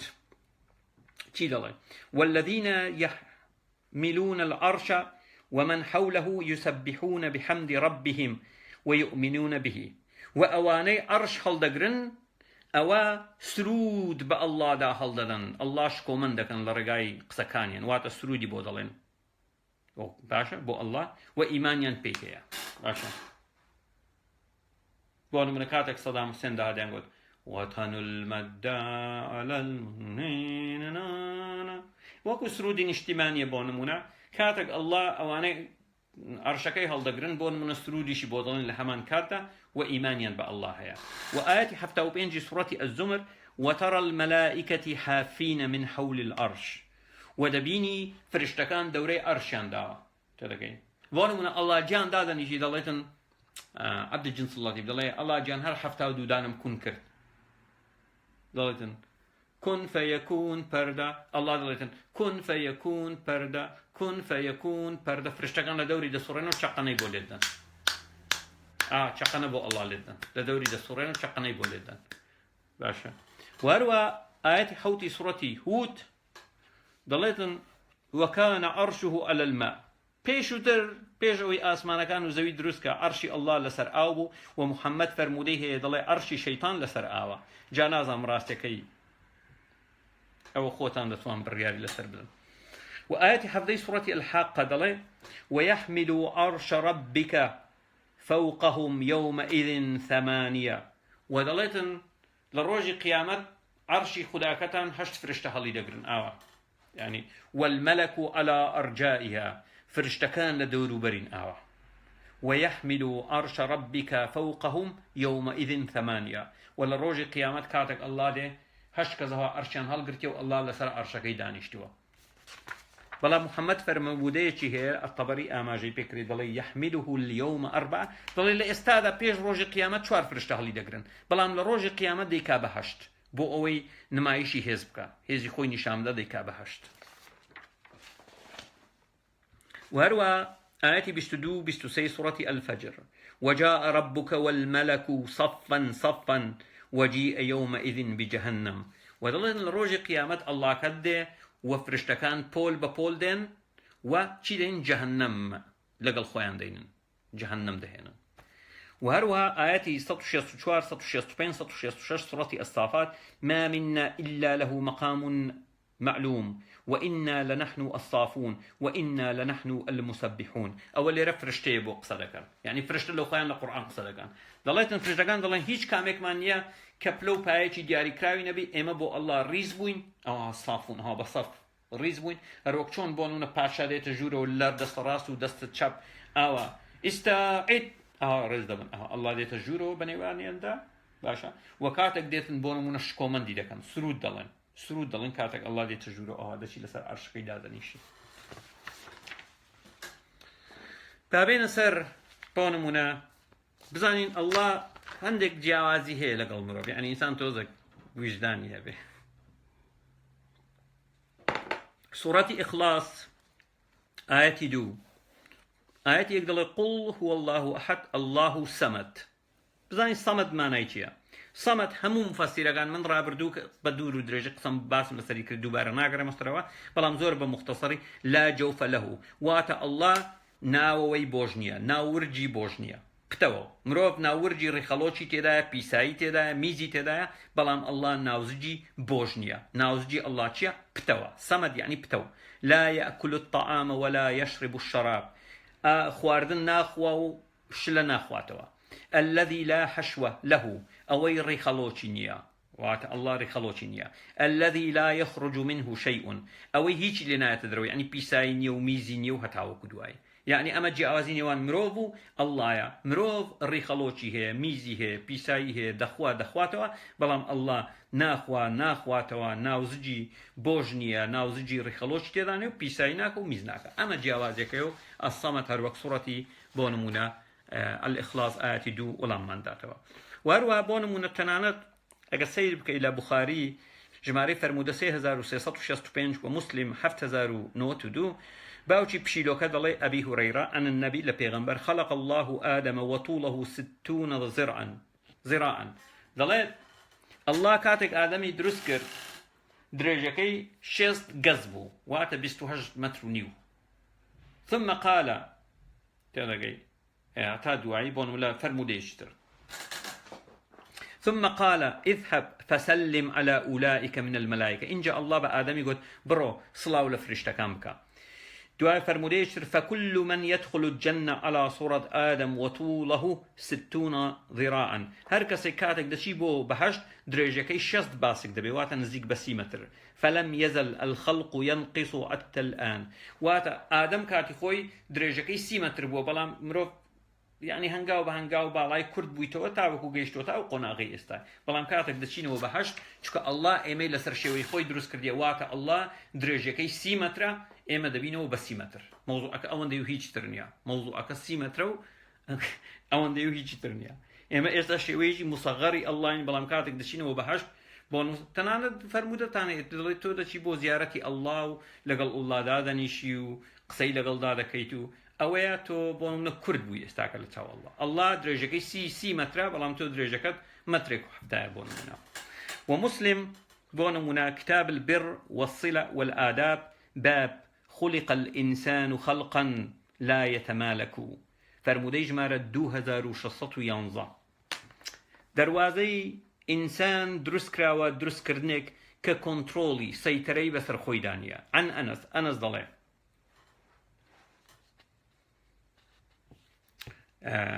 أن رسول الله صلى أنس ضلي بيغمبري الله فرموي لما صور الله آدم في الجنة كاتك الله آدمي لبهشت دروس كرت أما جولامك بو أواني بون من ضلين الله آدمي لزويدا دروس كردي أما ولامي بيغمبرك تانا بو إيوا لما صور الله آدم في الجنة تركه ما شاء الله أن يتركه دەڵێ الله بۆ ماوەیە گوازی لێهێنا دوای ئەوەی لە قڕ و لە ئەوە دروستی کرد پەیکەرەکەی دروست کرد فترەیە گوازی لێهێنا دیارە ماندی بووە فترەیەک ئاوازی لێهێنا وەکو پەیکەر فجعل إبليس يطيف به إبليس دەهات و دەچوو ئەوها بەدەوریدا دەسووڕاوە بەدەوری پەیکەرەکەی ئادەم دەسووڕاوە ينظر ما هو سەیری دەکرد دەیگۆ من سرم لێ دەرناچی ئەم شتە چییە من سرم لێ دەرناچی لە جوانی چاوی لەیلێ هەنارێ وەی هەنارێ هەناری بامیمان یعنی دەڵێتن ئاوا لە دەوری ئادەم دەسووڕاوە دەیگۆ نازم ئەو پەیکەرە چییە ئەو پەیکەرە چییە من لە لوغزی ئەو پەیکەرە تێناگەم دروست کراوە ئەوا ئیبلیس بەدەوریە دەیگۆ من تێناگەم ئەو مۆزوعە چییە فلما رآه دەڵێ کاتێک ئیبلیس بینی ئەجوەف کاتێک ئیبلیس بینی کە ناوی بۆشە واتە ناوزجی بۆشە عرفە أنه خلق خلقا لا يتمالك كاتك إبليس كدواتر دينا سر بونو الطبري بيمان دلي أو فرمودي يمانا يتشيا دلي كاتك إبليس بيني ناوز جيبوشا قلت نخير أو الدروس كراوا أو خالق نية أو الدروس كراوا وات أو ناكري الله بي شكا الله ناوز جيبوش نية أما تشيا أما آدم بونو منا لرضا الطبري تاريخ الطبري جزئية كم سبارد القول في خلق آدم عليه السلام لو بابي دلي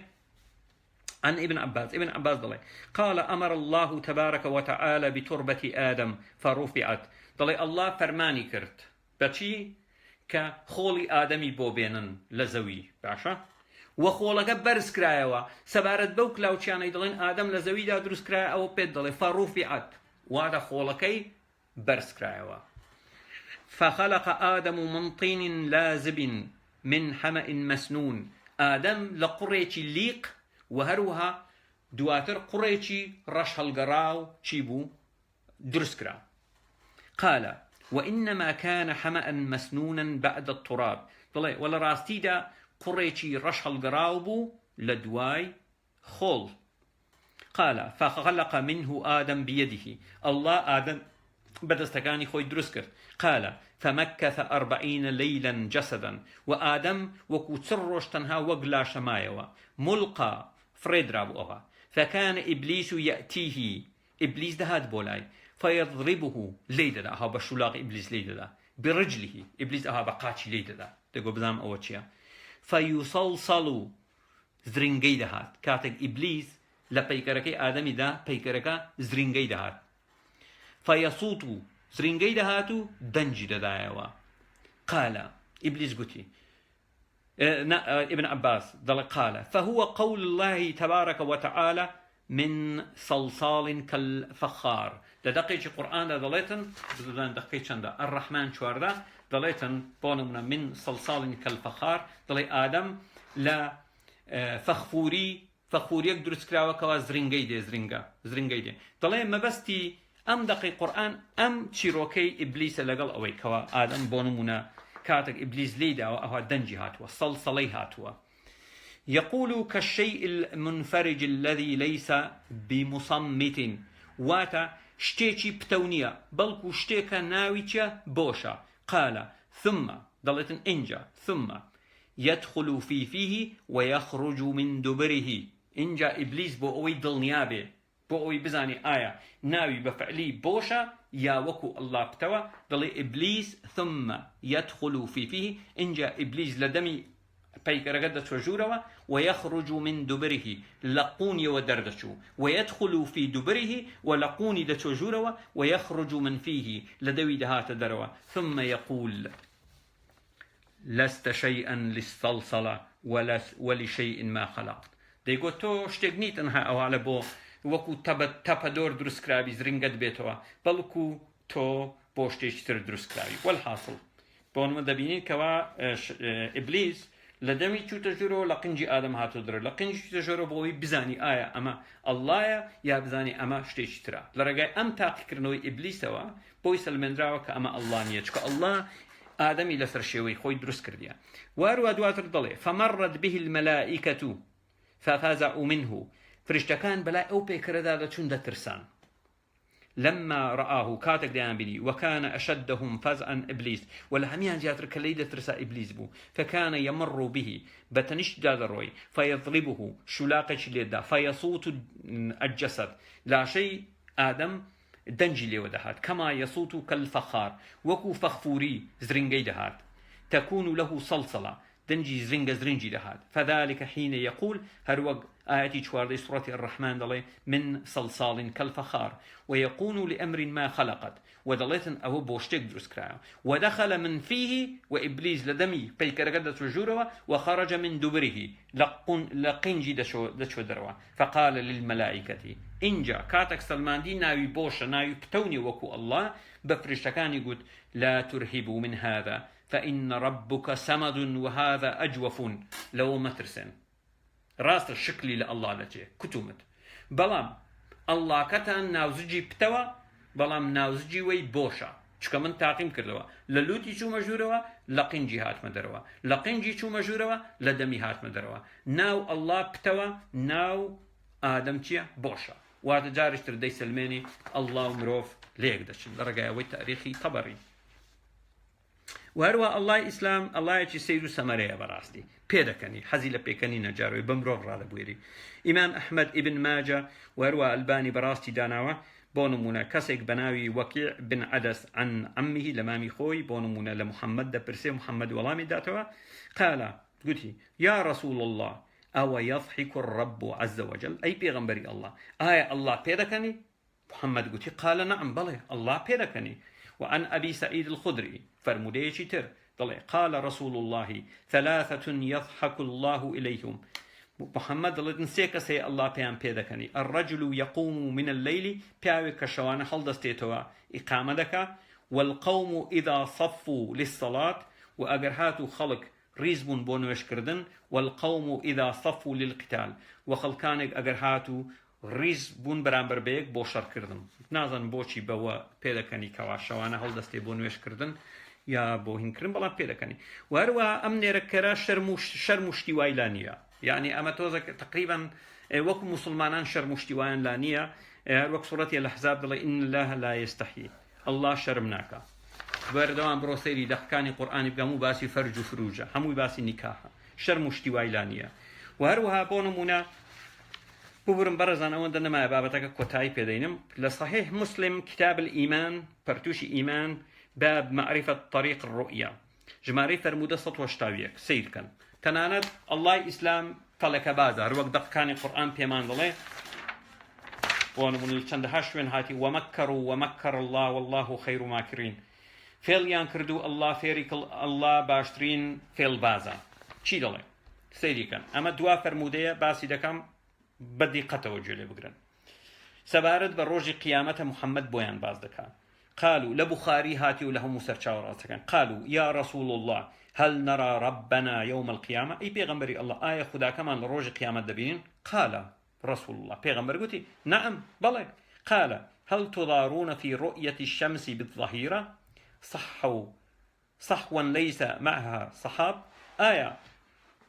هیچ چشێکێ لە بینینی خۆر لە ڕۆژدا کاتێک هەور لە ئاسماندانە قالوا لا يا رسول الله وهل تضارون في رؤية القمر ليلة البدر صحوا ليس فيها سحاب وآية چێشەتان هەیە لە بینینی مانگ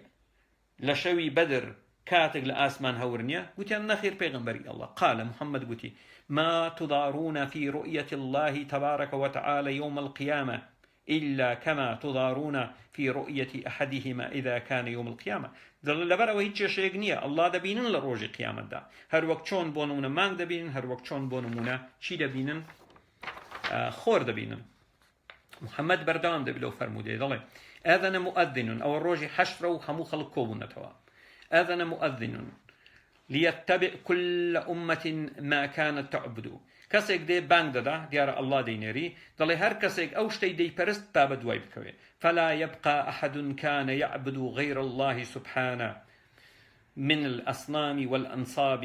إلا يتساقطون في النار أوي بون منبتي دپرستو پەیکەری دەپەرست و هەتاوەکو دوایی هەمویان دەکەونە ناو ئاگرەوە تەنها چێ دەمێنێتەوە لە ئاخیرەکەی تەنها ئۆمەتی محەممەد دەمێننەوە کە ئەوانەی ئەڵڵایان پەرستووە اینجا چی دەڵێ ئەوانە کۆبوونەتەوە جێ بگرن دەڵێ ئەتاهم رب العالمین اینجا ئەو کۆمەڵە خەڵکەی دەمێننەوە کە تەنها موسڵمانن ئەتاهم رب العالمین خدای جیهانەکان سبحانه وتعالى شکۆمەند دێ بۆ لایەن في أدنى صورة من التي رأوه فيها بشێوەیەک دێتن کە موسڵمانان نایناسنەوە واتە خۆی نەکیر دەکات نەکیر بۆ نمونە ئەوی کریسمەس چی پێ دەڵێن بابە چی پێ دەڵێن بابە ئەوی لە کریسمەس ئەوی لە وەختی کریسمەس خۆیان ئەو بابە نوئێل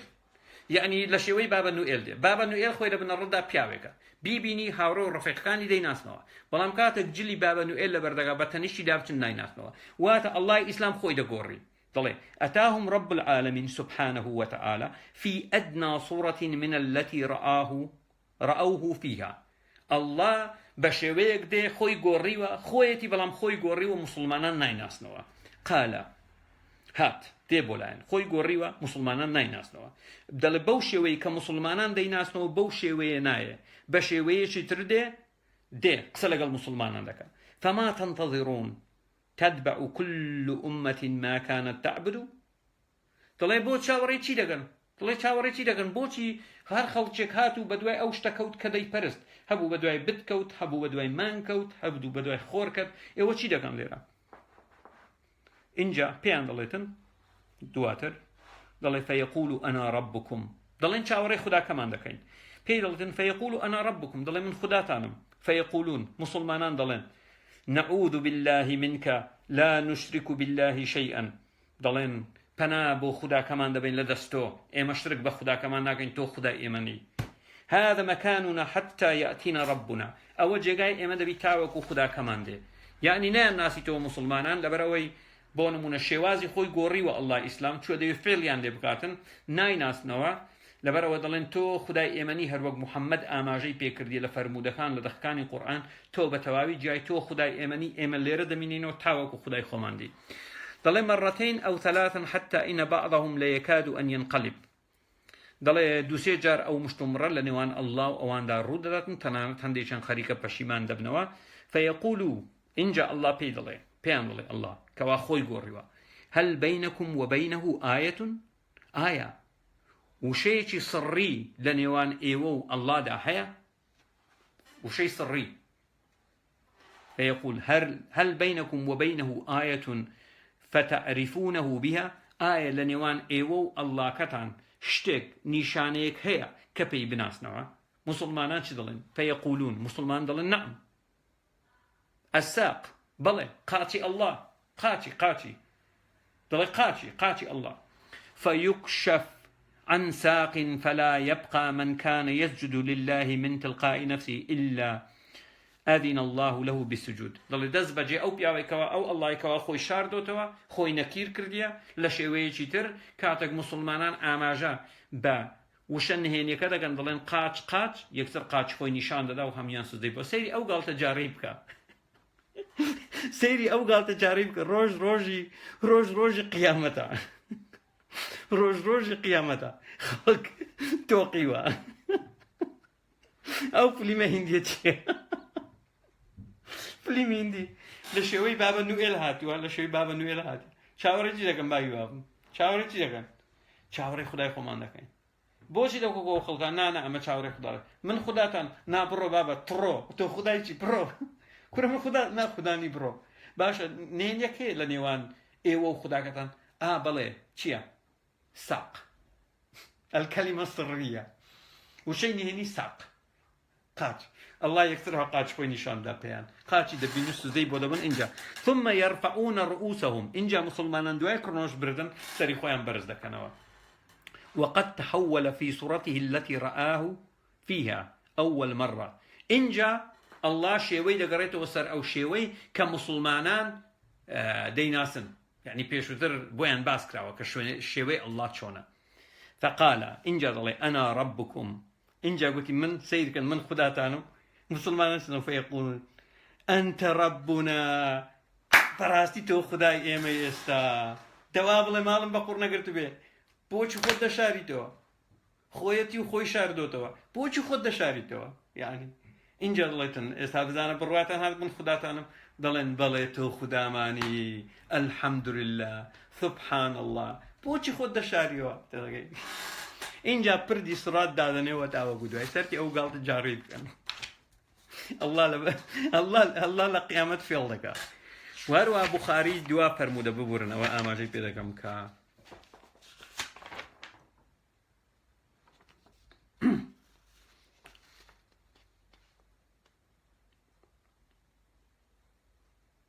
ولا مسلم بونمونا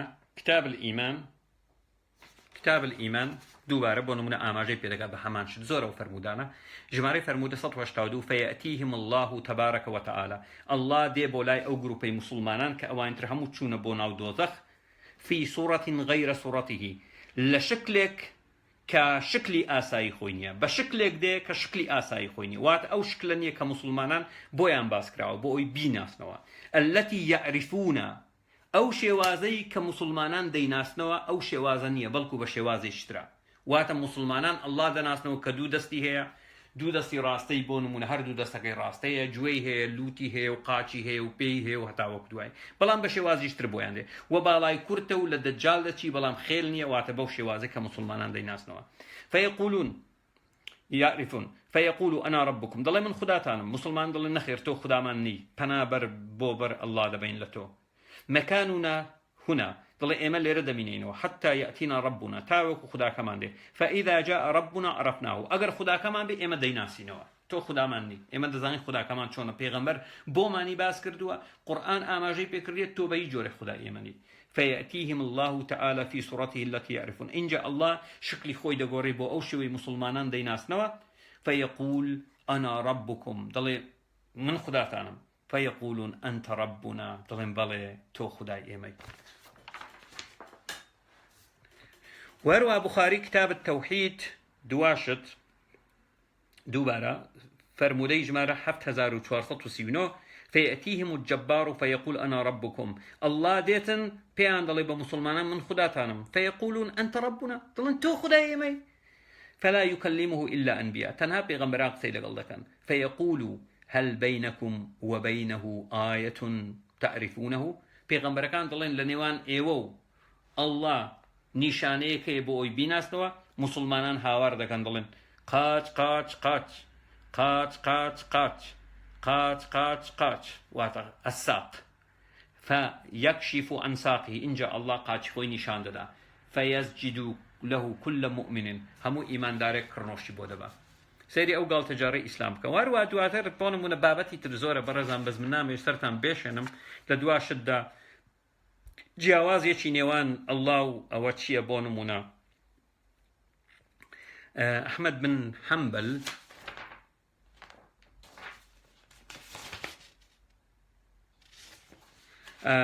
لفرمودي 1027 ضلع عن قتادة والحسن في قول أذى لا تأخذه سنة ولا نوم له آية كرسي واتا الله ندخوي نخوالو دبه واروها فرمودي ترهي كوابز بداخ ولبيرم كرديا بونمون بخاري وهمو سرچاو راستكاني إسلام آماجيان بي كرديا خداي إسلام بشي سيمي شو جرت فردكا بو آسماني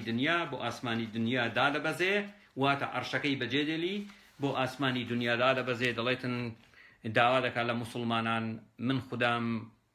داوای چیم لێ دەکەن پێتان دەدەم چیتان بووە پێتان دەدەم هەتاوەکو دوایی واتە جرت فردەگات لە نێوان ئاسمانەکاندا دەبەزێ لەسەر ئەرشدا دەبەزێ بۆ ئاسمانی دنیا دێ بەشی سێم ئەگەر شەو بکەی بە سێ بەش بەشی کۆتایی دێ جا موسڵمانان ئەگەر ویستان دوعا بکەن ئەو کاتانە دوعا بکەن ئەلبەتە ئەڵڵا نزیکترە لە ئاسمانەکان دوعاکەی پێدەگا ڕەنگ بێ دوعاکەتان قبول بێ چکە 1400 ساڵە دوعاکەتان بۆ نمونە هیچ جێبەجێ نەبووە چکە ناگاتە ئاسمانەکە بەڕێزان ئەوەی بینیتان ئەڵڵای ئیسلامە بە بەڵگا موسڵمانانیش تفمان لێ دەکەین لەسەر ئاماژەکردن بە بەڵگە ڕاستەکانی خۆتان و هەموو ئەو فەرمودانەی ئاماژەمان پێی کرد دەخکانی قورئانە فەرمودەکانی محەممەدە و فەرمودەی ڕاستە هەوە ئاماژەمان بە هەموو سەرچاوەکان کرد لە بری ئەوەی تف لە من بکەن بگەڕێنەوە سەر سەرچاوەکان چکە ئاماژەم پێیان کردیە دەتوان بگەڕێنەوە ژمارەی فەرمودەکان بۆ خۆتان چاوی لێ بکەن تف لە ئێمە مەکەن تف لەو کەسە بکەن کە 1400 ساڵە ئێوەی بەلا ڕێدا بردووە کاتێک ئەو تفە دەکەن واتە ڕێک دەڵێن خوداکەی ئێمە ئەوە نییە بەڵام لە ڕاستیدا ئەمڕۆ نیشانمدا کە خوداکەی ئێوە نابێ خوددا بێ باشە خوداکەی ئێوە نابێ خوددا بێ ئەڵڵا نابێ خوددا بێ 1400 ساڵە فێڵتان لێکراوە لەلایەن حەمەی کوڕی ئامە ناکرێ ئەمە خوددا بێ خوددا زۆر لەمە مەزنتر شکۆمنتر و ئەو سیفاتە سەخیفانەی کە حەمەی کوڕی ئامە داویەتە پاڵ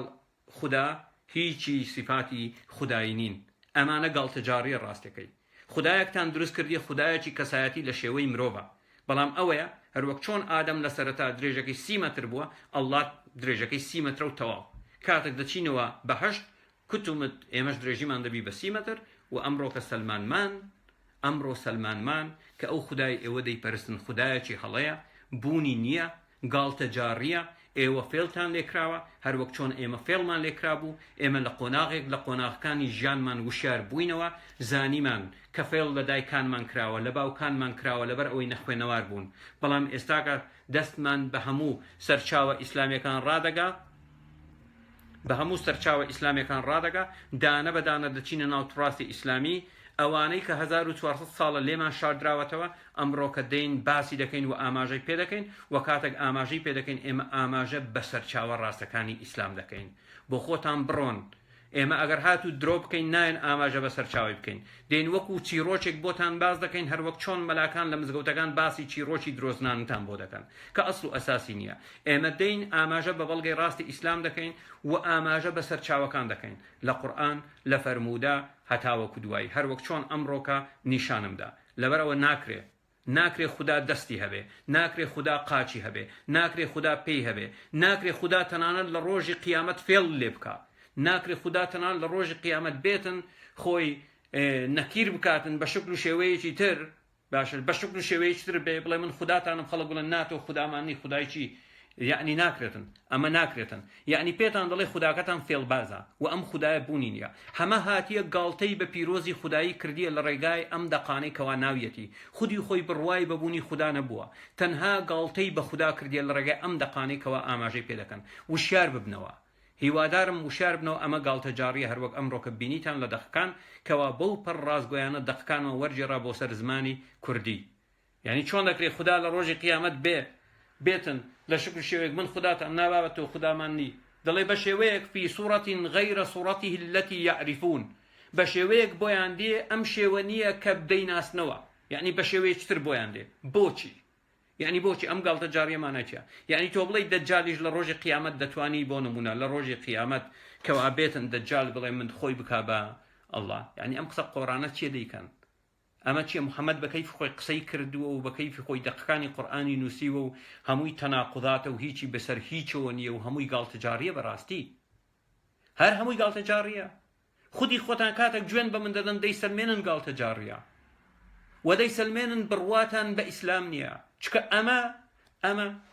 لەسەر چاوەی ئەسڵی ئیسلامەوە وەرگیراوە دەیسەلمێنن لە ڕێگای گوێنەکانتانەوە بڕواتان بەو ئیسلامی ڕاستەقینە نییە دەیسەلمێنن لە ڕێگای گوێنەکانتان بڕواتان بە ئیسلامی ڕاستەقینە نییە کە ئێمە باسی دەکەین بەڵێ سوعبەت دەکا و گاڵتە جاری دەکا و بۆ نمونە پێ دەکەنی و هەروەڵە دەکا و ڕادەکا و هەتاوەکو دوایی هەروەک ئەمڕۆ ئاماژەم پێکرد ئەمە تەنها گاڵتە جاریە ڕاستیەکەی بۆ خۆتان تۆزێک بیر لە وەزعی خۆتان بکەنەوە دەزانم ناخۆشە هەر بەجددی دەزانم ناخۆشە بۆ نمونە تۆ هیوایە کرد لەسەر بنیاد ناوە کە ڕۆژی قیامەت دێ و نوێژت کردی و شەهادەت هێناوە دەچی بۆ بەهەشت و مناڵی لوسکەی لێ و ڕووباری خەمری لێ و ظڵ مەمدود ماء مسكوب هەتاوەکو دوایی دەبینی کەوا درۆیە هەمووی درۆ لەگەڵ کراوە ئەلبەتە تۆ دێی تووشی هین دەبی شۆک دەبی کاتێک تووشی شۆک دەبی لەبەر ئەوەی خۆت زمانی عەرەبی نازانێ و یاخود ناتوانانی بگەڕێتەوە بۆ ئەسڵ و ئەساسی ئەم دەقانە دەی جوێن بە من دەیوا دەزانی من لە خۆمەوە ئەم دەقانم دروست کردیە یا دێم بە درۆ بۆ دووەردەجێڕم نەخێر من تەحەداتان دەکەم من ئاماژەم بە هەموو سەرچاوەکان کرد بە فەرمودەکان کرد کامە پەرتوک ژمارەی فەرمودە ژمارەی لاپەڕە و هەروە دەقەکانی قورئان بگەڕێنەوە سەری بۆ خۆتان بگەڕێنەوە سەری دەبین ئەو قسانەی من کردم هەمووی ڕاستە ئێوە خودایەکی کەسێتیتان هەیە واتە لە شێوەی فیزیکی وەکو مرۆڤە دەقی زۆر زیاتریشە بوو بەڵام بۆ ئەوەی زۆر درێژە بەرنامەکەن دەم ئەجینا ئەو بەرنامەیە دەتوانم بە 5-6 جزء بێم قسەی لەسەر بکەم بە دوور و درێژی ئەم خودایە بوونی نییە باشە ئەم خودایە بوونی نییە ئەمە گاڵتە جاریە ئەمە گاڵتە جاریە و جا خۆتان تۆزێک بیر بکەنەوە باشە تۆزێک بیر بکەنەوە کاتێکی شاد بۆ ئێوەی بەڕێز و ئازیز تاوەکو بەرنامەیەکی تر هەر سەرفراز و بەختەوەر بن هەر بژین